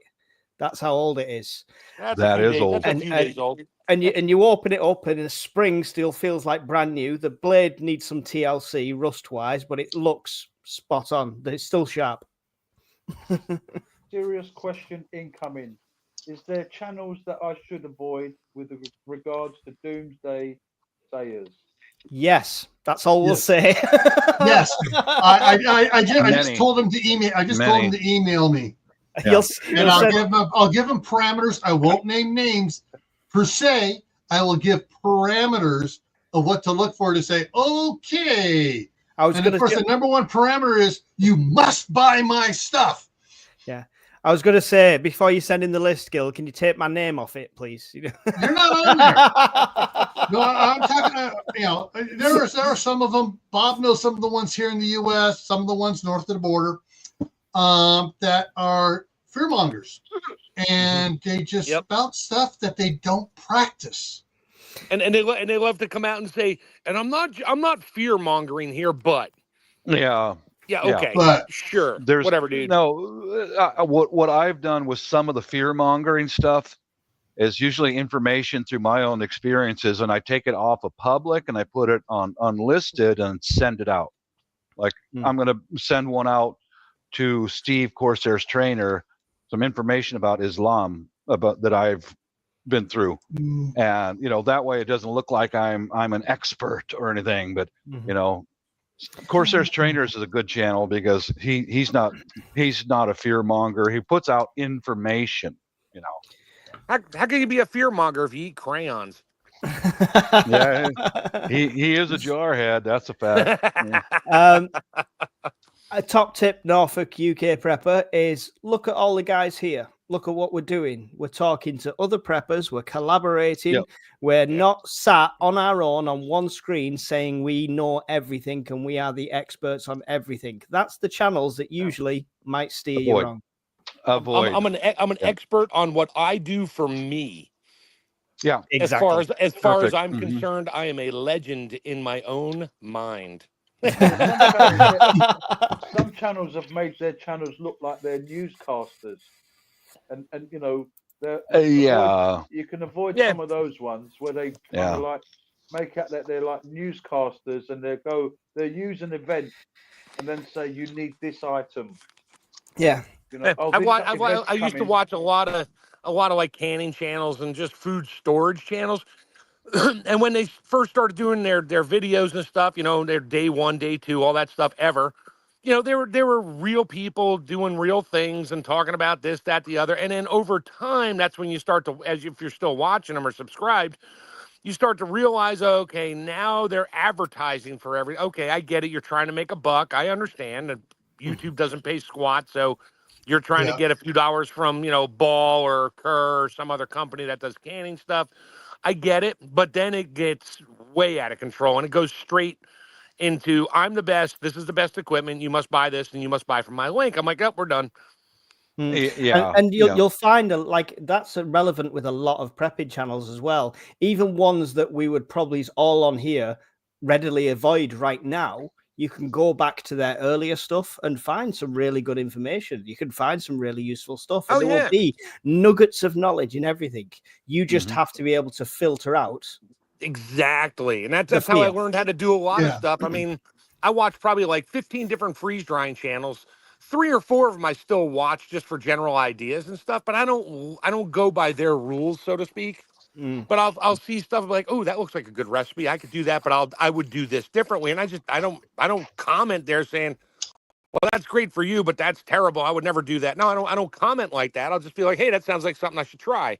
And it gives them the comment on their feed and stuff, and they keep doing what they're doing. And I'll try it. I mean, crap, but the name of my channel is Chef Tech. Hello. But I don't really have any videos that I'm doing technical. I came up with that name because I was a chef and I was a Ford Master Tech. So I just put them two together. And this was 13 years ago I created this channel. I didn't put any content on there. I just wanted a channel with that name.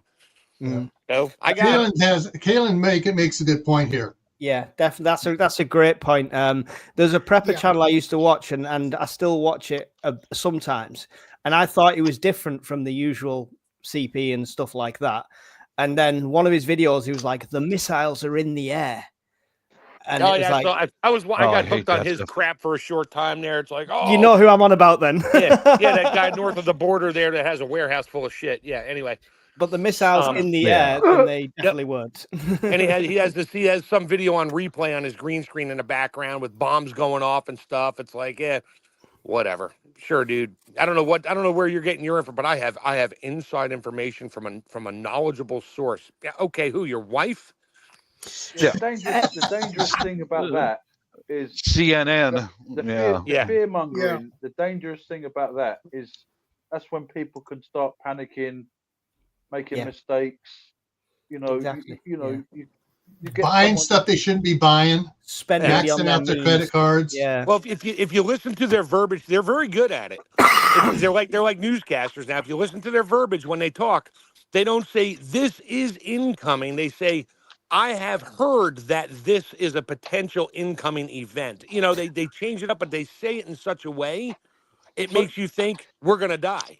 How secure are these security services? Because every other prepper I talk to seems to know a guy who's at top level who knows this stuff's happening. I mean, everyone knows a top level guy apparently. Don't take this the wrong way. Gil knows about where I live, and so does Tammy. Yes, I know a lot of people in top level things.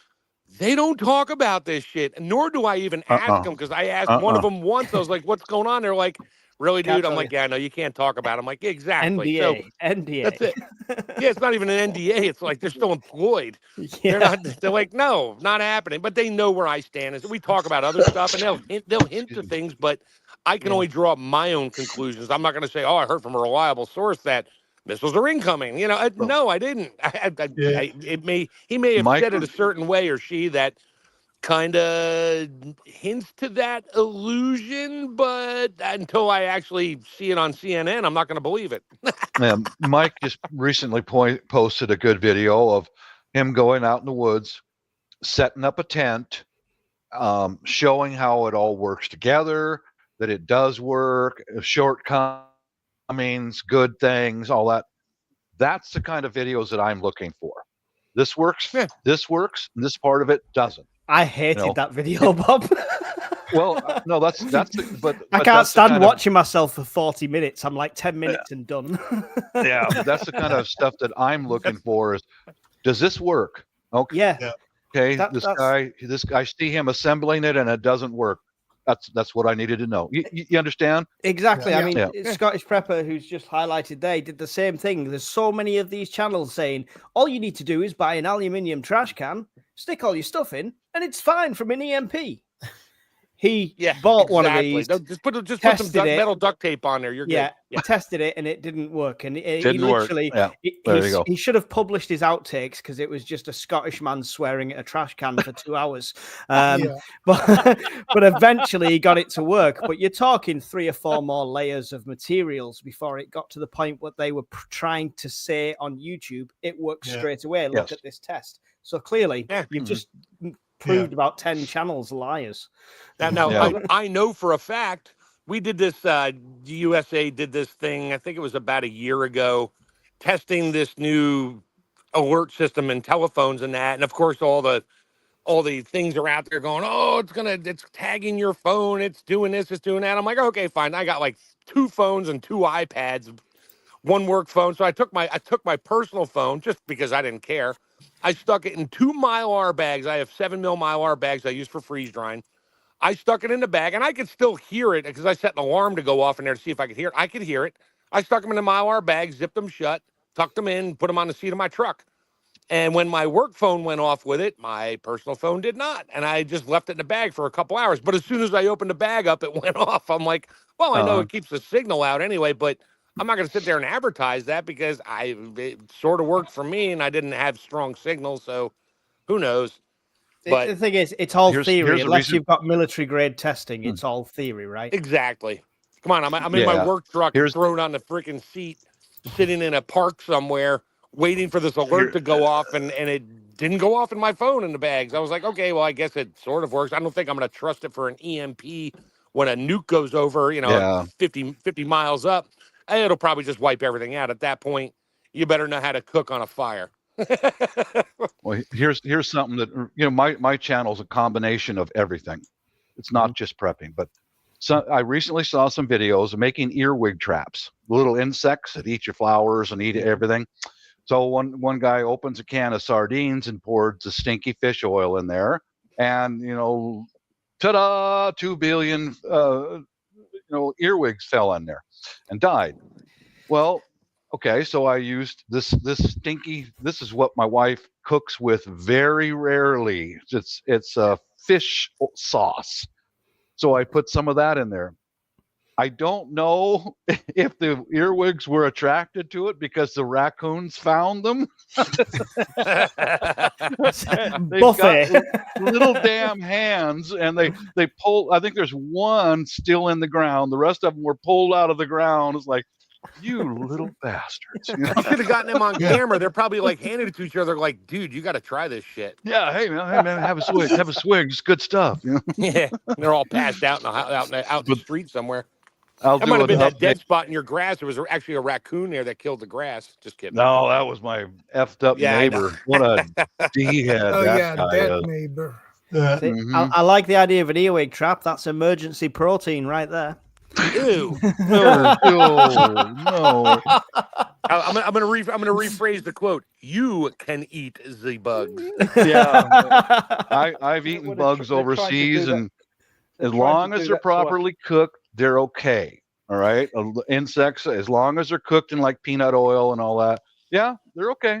You know, you can live on it, but I won't seek it out. You know, So earthworms are a good source of protein, right? Yeah. But then when you say dry that them somebody, out. yeah, when you say that to someone, they think you're pulling them out the ground and throwing a wriggling worm into your mouth. No, dry them out first you put them in a container where there's no Give them soil, some good food, and that lets all the stuff pass through them, and they've nothing, they're like starved. Then lie them out next to a fire, dry them out, then grind them into a powder, throw it into something else. You don't even taste it, you don't know it's there, but you're getting a hit of protein. It's true. Yeah. The snails. Yeah, on that, contains 64 grams of protein. With something to clean it out first, and then same with snails. You've got to feed them. Yep, snails, clams, turtles. Yeah, turtles that live in ponds that stink feed like a them pond. First, Yeah, let them get rid of the shit that's in them. But that's the same sort of. I think it's the same sort of thing as starving them. It does cleanse them because they still pass everything through. Yeah. So. Okay. That reminds me of back in the day. There was a story going around. McDonald's is using earthworms to make their hamburgers. The price for a pound of earthworms was 3 times the price of a pound of hamburger. Panic. Yeah, that's some of those panic channels. If I saw that, I would go, no, I'm not going unsubscribe. That's because they showed a picture of the pink slime coming out of that press and said, these are all giant earthworms coming out of the ground. Yeah. Nice and Whoever clean. saw that interview, there was a guy, he was asked, he was a Jewish guy. Trying to remember the video. Always got to bring that into it, don't you? No, I'm just kidding. What was that? What did they do? What did said person do in the video? Oh, right. He was talking about how the burgers are made with baby meat. I've never saw that one. Yeah. That's mental illness there, dude. Straight up. Yeah. You know. Yeah. And whatever's left, they turn at the lampshades. But yeah, Right. soap. Sure. Listen, yeah. I'm not proud of this, but at some point in my youth, I worked for McDonald's. You'll be surprised how strict their hygiene rules are. Uh-huh. Yeah, you're more likely to get something from like a local greasy spoon than you ever are at McDonald's. Yeah, it's not a matter of the hygiene and the sanitation going on in the restaurants or even in the factories where they make the stuff. It's the ingredients they use. Yeah. 100% beef. It That's says where it's the problem stamped on the is. The box. place might be clean, but you don't know whether it's baby meat. Yeah, okay. It's not baby meat. baby cow meat. Yeah, it's called calves livers. Yeah. All right, let's get. We got a couple more here to go through. Number 20. Everyone in the cities will die. We can only hope. No, I'm joking. I'm honestly joking. I'm urban prepper. I'm urban. I'm in, so don't worry. I was joking. Yeah. There are some channels that say, and you use this one to go back to number 1 about you must bug out into the wilderness. Everyone in the city will die. No. Yeah. It's a higher risk in a city because of populace, obviously. Right. But it's also a higher risk because of sanitation. And it's not your sanitation. You could be the most prepared person in the world, but if all your neighbors are not, that's going to leak in. So the immediate threat is there. It is dangerous. It's more dangerous. But I mean, that's entirely how well you're prepared and how much you're willing to stay there or get out of Dodge, right? Yeah. Mm-hmm. I mean, my plan has always been bug in, but things have changed for me recently in the area because I'm in an urban area, and I've noticed several things that makes me think, actually, I got to get out of Dodge. So my plans are massively changing into bug out now, which is not ideal. And you've got kids as well. So eventually I want to move to somewhere more rural, and that won't be an issue anymore. But it has completely changed my thinking because of stuff going on around me. Yeah. Yeah, that's the thing is, the statistics are dramatically higher for, intense populous areas having more higher passing on rate than they do out in suburbia, like where Bob or Steve, of course, the trainers are at, or out where I am out in the rural area where it's like, hey, we're surrounded by farms. Lovely. So there's a difference, but no, everyone will not die in the cities. You don't They're, need any farm workers, do you, Jill? Huh? You need any farm workers? Not yet. I'm still just trying to get the soil back to a functional state where we can actually grow good stuff. But there are other farms around here and stuff that they hire seasonal people all the time. In London, Yeah. we're talking about we're talking about people in the cities dying. You're getting people throwing nappies out the windows. Mm. Like nappies with Yeah. crap in them. Like they've got no sense of cleanliness at all. The city, they've become real dump rubbish. I describe cities as big dustbins. Yeah, I imagine all the blocks, all the buildings. Imagine those big dustbins. Have you ever seen any of them getting cleaned? No, you got to pay a private company to jet wash them out, haven't you? Yeah, but for me, suburbs, I know my house, my little piece of property, and I know this entire area because I've walked it by foot. The only way you're going to get me out of here is if we get burned out. Which, if there's civil unrest, we've been through that already. So I know what to expect. So, but other than that, running out into the woods, like I said last week, guys, I've been a hunter my whole life. I've come home empty-handed more than I have with something in the meal bag. You go out in the woods, and you still dance around the fire. Oh man, you're in trouble. That's great. Trouble. We're alive. Yeah, let me just. They can go out hunting, and if they come back with nothing, they still dance. Yeah, let me just be clear. This isn't me bugging out. Is not me and my family surviving in my Illuminous tent from Go Outdoors. We've got houses to go to that are less. Yeah. I mean, that's like Steve. When Steve had to be evacuated because of the fires down there in Southern California, he went to his son's place. Mm-hmm. Yeah. And then he came back. Yeah, we've got Filipino families that will take us in because my wife's Filipino. Well, so if I got to bug out of this suburb, I'm going to go to another suburb. But, that whole thing about if you're in the city, you're all going to die. No. Yeah. No. There is no absolute. Look at Hiroshima and Nagasaki. Not everybody was wiped out in those cities. I mean, you've even got a scene. What is that famous scene where the girl is walking out of Hiroshima? And she's walking out, little girl, very famous scene. And she's like all burnt, her arms are all burnt, and she survived. No, that was Vietnam. Yeah. Yeah, 1973 was that picture too. Yeah, napalm strike. The napalm strike. Yeah. He's Daryl's right though, because there's survivors from Hiroshima that were more or less in the center that cowered in the right stairwell and just got a burnt back and stuff like that and lived to tell the tale. So nothing's absolute. Yeah. No. I mean, it's like comparing Nagasaki and Hiroshima to Tokyo's fire burnings. More people died in Tokyo. It was way worse because that was worse. Because that kept going.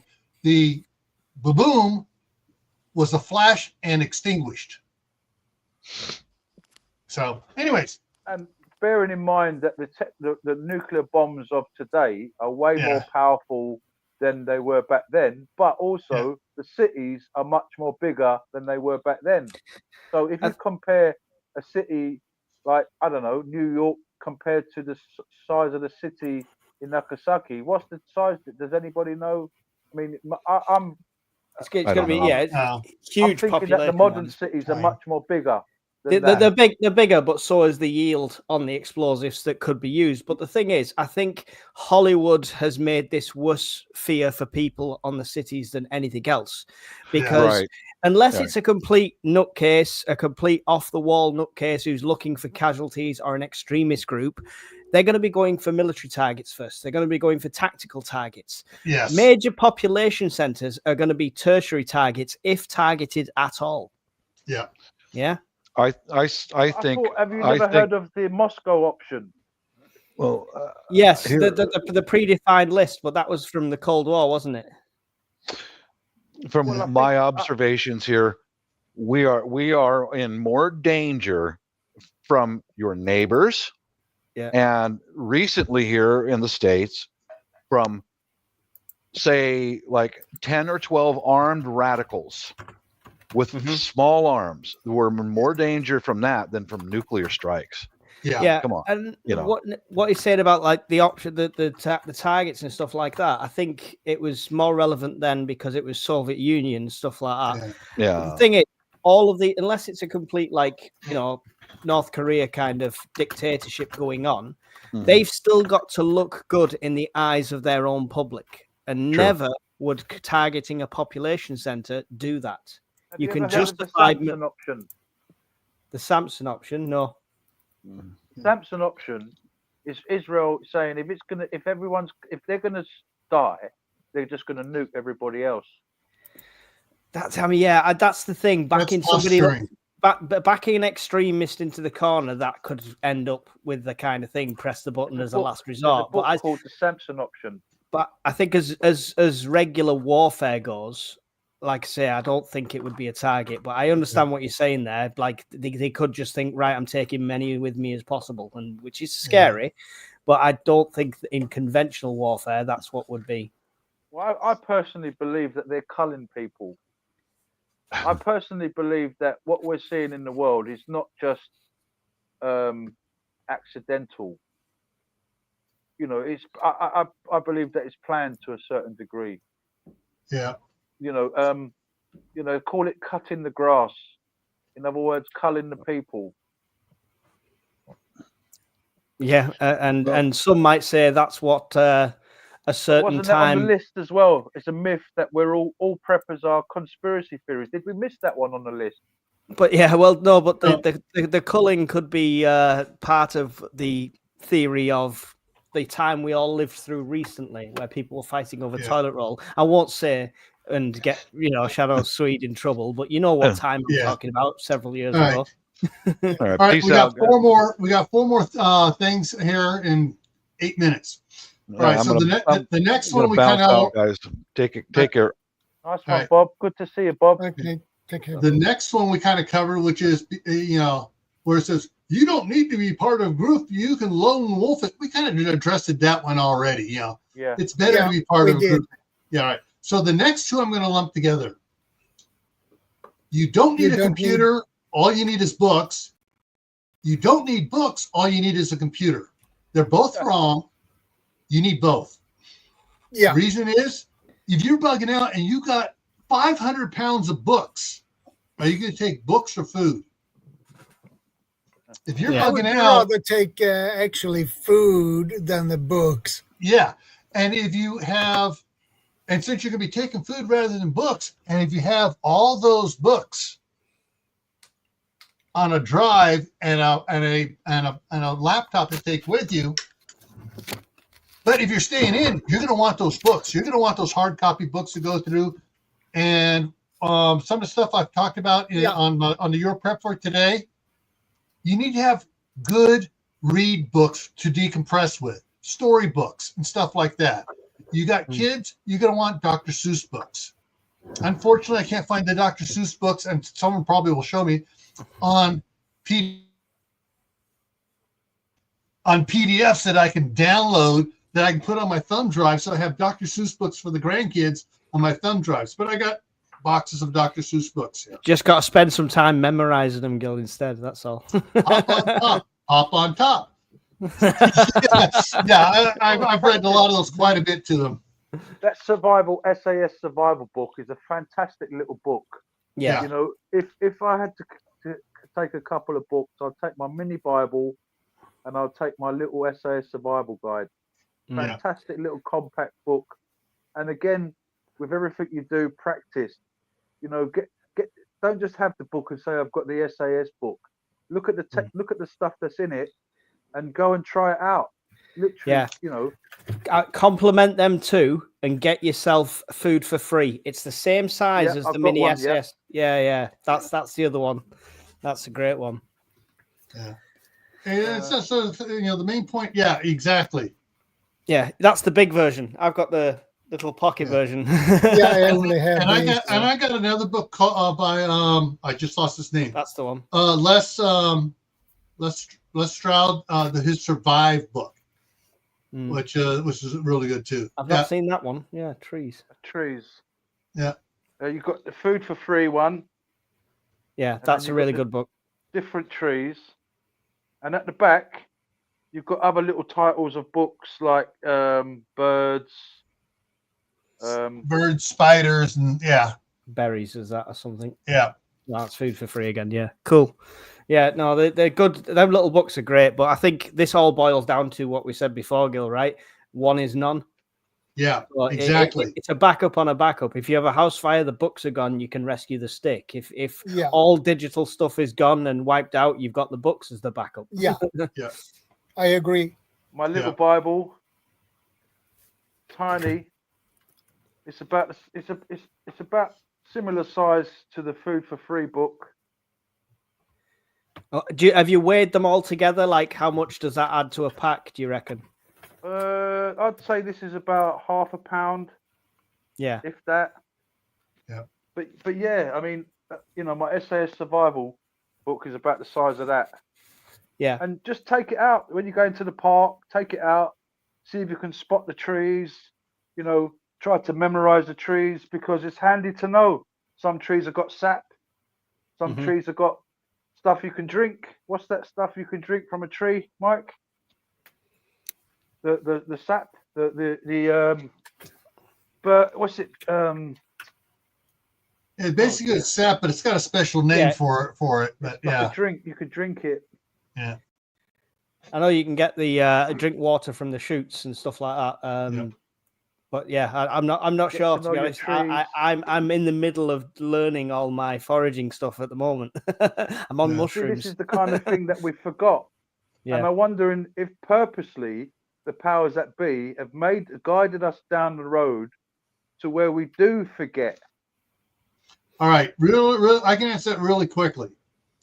J.D. Rockefeller, the big rich man he was, organized the precursor to the Department of Education here in the United States. He said in a thing, he said he wanted workers, not thinkers. And our education system went worldwide. Same thing. Everybody, oh, that's a great idea. We're going to do that here. We're going to have workers, not thinkers. And then he invented the pharmaceutical companies. Mm-hmm. There's your answer. Yeah. Well, of course, they've dumbed us down. I mean, they made your grandma a laughing stock. You made your mum a laughing stock. They made our mums a laughing stock because you go to school, your mum goes to kiss you, your dad goes to kiss you. You're like, don't do that. Don't do that. Yeah. All these things are separating families, because if you look in some globalists, they'll go for your kids right in your house, right in front of you. Your kids will be watching the program and the kids will turn around and say to you, Ma, Pa, it's not about you. It's about me. Yeah. All right. We got we got a few minutes left here. What do we have? About 5 minutes left. Yeah. 5 minutes left. The last one's may get you guys stirred up. You will have plenty of time when you don't have to go to work. You will have more to do than you ever can imagine. I retired in 2018. I am busier after I retired, trying to get more preps done, get the land up here, get the gardens going. I'm so friggin' busy trying to do this stuff. More busy than I was when I was working at Homeland Security and doing a side job for Chevron Texaco running their security. Survival will keep you busy. Oh yeah. Family survival, keeping other people alive will be a full-time job, and it'll be more hours than you ever put in at any factory. It's a full-time job. If you just get yourself a tarp, get yourself a couple of things you need for overnight, and go and camp and see how long you're bored. By the time you've done everything you need to do, you've cooked, you've eaten, you've done everything like that, you're knackered anyway. You're asleep, and you're up the next morning doing the same thing again, and that's in peace times. Imagine that in a survival situation. You're going to have to gather wood. You're going to be looking for food. You're going to be growing. there's probably not enough hours in the day for what we will need. Yep. Well, yeah, because I mean, Exactly. to process the food, Exactly. if you're going to get acorns from a tree, and then you've got to get all that stuff out of the acorns, you crush it up. You've got to go through the river. If there's a Mhm. river there, just leave the bag in the river and let the water run through it, and then get all that stuff out, and then you make those cakes from acorn cakes. All right. So yeah, it takes a lot longer. People today, they're lazy. They're like instant food. They just go to the Yeah. shop, microwave. They can't be bothered to cook and do things and spend time in the kitchen and blah I blah mean, blah. even with modern conveniences, I remember on a Sunday, my mum would be in the kitchen for hours before Mhm. presenting a Sunday lunch. It's not like a quick 10 minutes in Yeah. the microwave and off you Oh, go. yeah, it you're was right. it was an art form, you know. And now you're doing it on a wood burning stove or over a open pit fire with Dutch ovens. Yeah, with every other concern running through your mind at the same time, conserving water in the process, everything. Yeah. There's a couple channels repeating this one video on Facebook on the reels, and it's talking about you were working harder than the peasants did back in the Dark Ages. Every time I hear that, it's just like I try to block that particular channel putting that video out because that is so much BS. They worked from sun up to sundown getting their meals and everything else. They only worked 6 hours a day. Bull crappy. They worked 18 hours a day. Yeah, They were lucky. They might have worked 6 hours a day in a clerk's office doing whatever, but then they were still non-stop doing everything else to keep the family fed. Mm-hmm. And if they were quote city dwellers, they had multiple jobs. And even back then, city dwellers had their own farms on their property. They weren't in apartments. They were, dwellings, and they had their own farming they had to do for their, to keep their family going. And then you have modern society that is running out of things to watch on Netflix because they've already watched it all. Yeah, there's so many repeats. They can't get enough footage. But they can't get enough footage for the amount of people watching the footage. Yeah, that's why they have to show so many. What do you call it? Reruns and stuff. Yeah, repeats and reruns, and then the new stuff is based on the old stuff. Yeah. You know, so it's remakes, nothing really new. It's no real innovation. It's just, like the music. There's still the beats from Motown. Yeah, of course. Yeah. That's been happening for many, many years. And cars, all of a sudden you see cars looking the same, but they're different companies. Like Nissan will make and cars almost look the same shape, but they're slightly different. And so that means it's not a copyright infringement or whatever they call it in the car industry. Yeah. A patent copy or whatever they call it. Yeah, there's definitely not going to be an abundance of time to sit there and take up some leisure activities. So,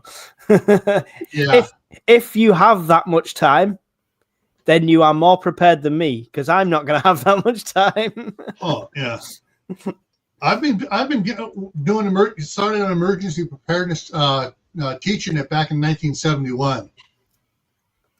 I inherited all my parents' preps. My wife and I have been adding to it constantly. Brilliant. We now have 3 pressure canners and one huge water bath, and then 3 smaller ones for water bath canning. When it comes to it, we're going to be canning just about all the time during the harvest season. And we're just going to be going nuts. And if we have some way of producing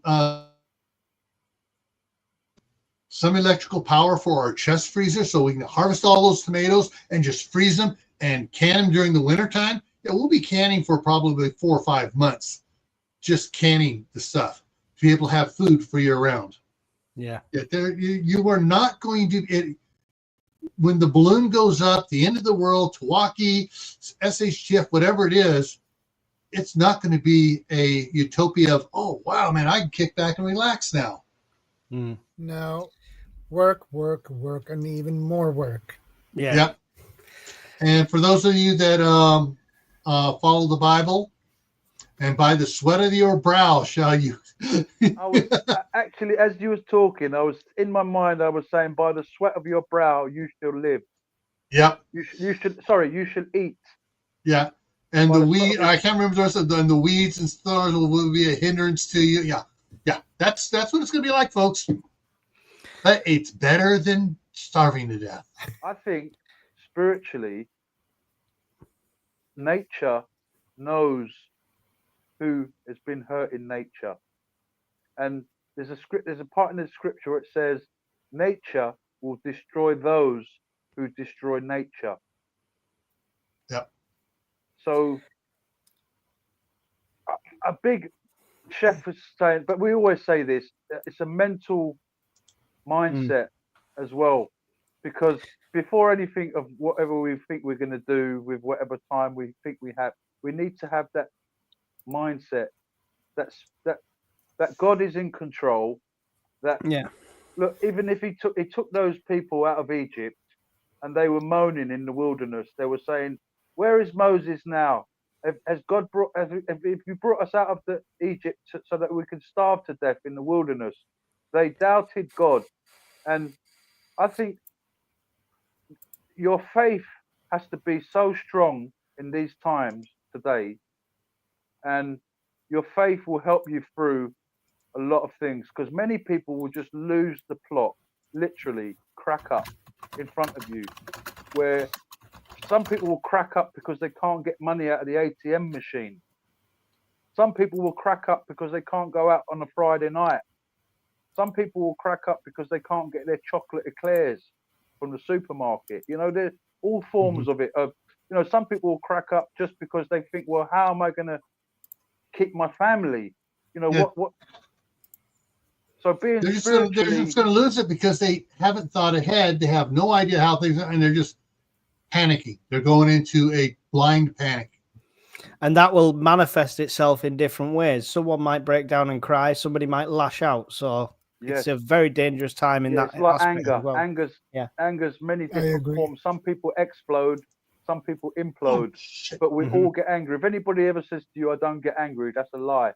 Every one of us get angry, but some people let it out in one big burst. Some people let it out in little bursts. Some people implode. Where they do something. They'll do something. But yeah, being spiritually prepared is going to be probably going to be one of the most important things to get into from now. Strengthen your faith. How do you strengthen your faith? Get a Bible, read. We're in the book of Revelations now. What we see in the book of Revelations is actually happening out there. And one of the prophecies we're waiting for is Damascus to be destroyed. Yeah. And scary times. No, Damascus is the capital of Syria. And I know on that note, Shadow's got to go to sleep, and we've all got to say good night. Can I say something quickly before everyone has to go? We hit 24 points. Well, these lads hit 24 points tonight. That's not all the myths. There's hundreds of them. There are survivalists that tell you to drink your own pee. Don't do that. The survivalists who say eat snow for hydration. Don't do that. That's also a bad idea.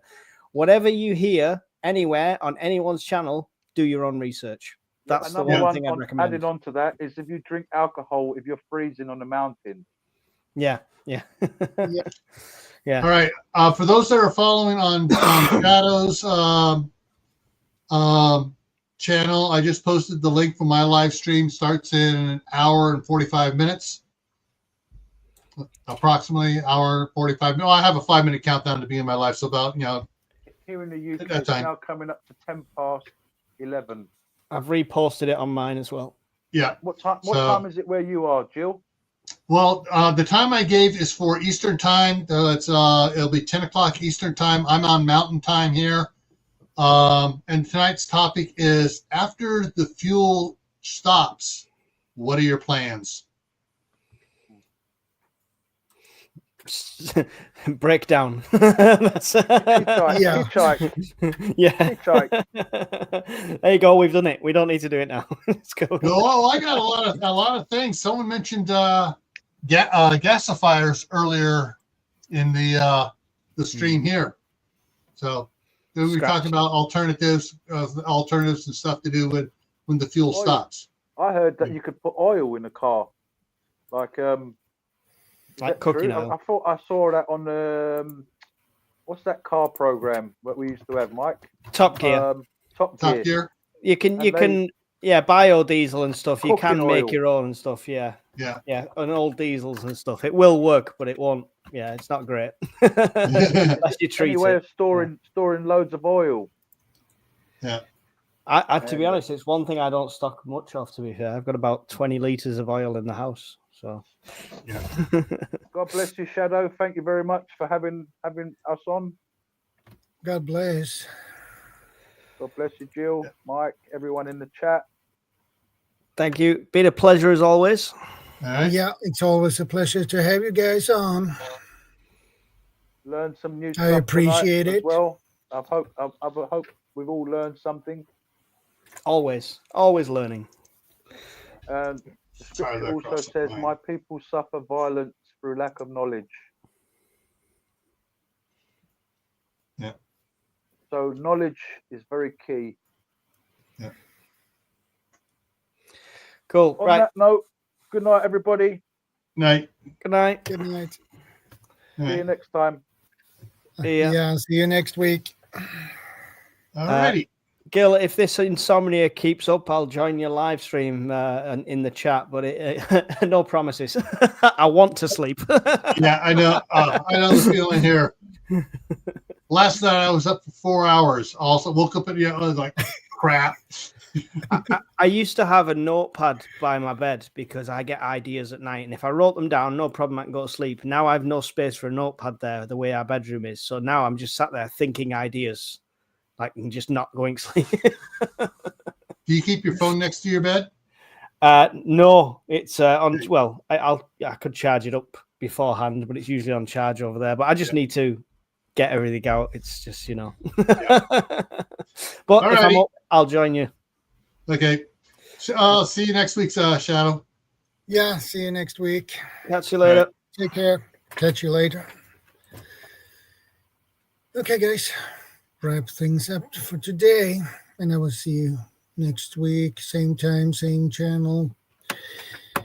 Take care. Stay safe. God bless. And I appreciate you guys popped in. And you're very welcome, dear Love Survival. I appreciate it. And I'll see you next week. Same time.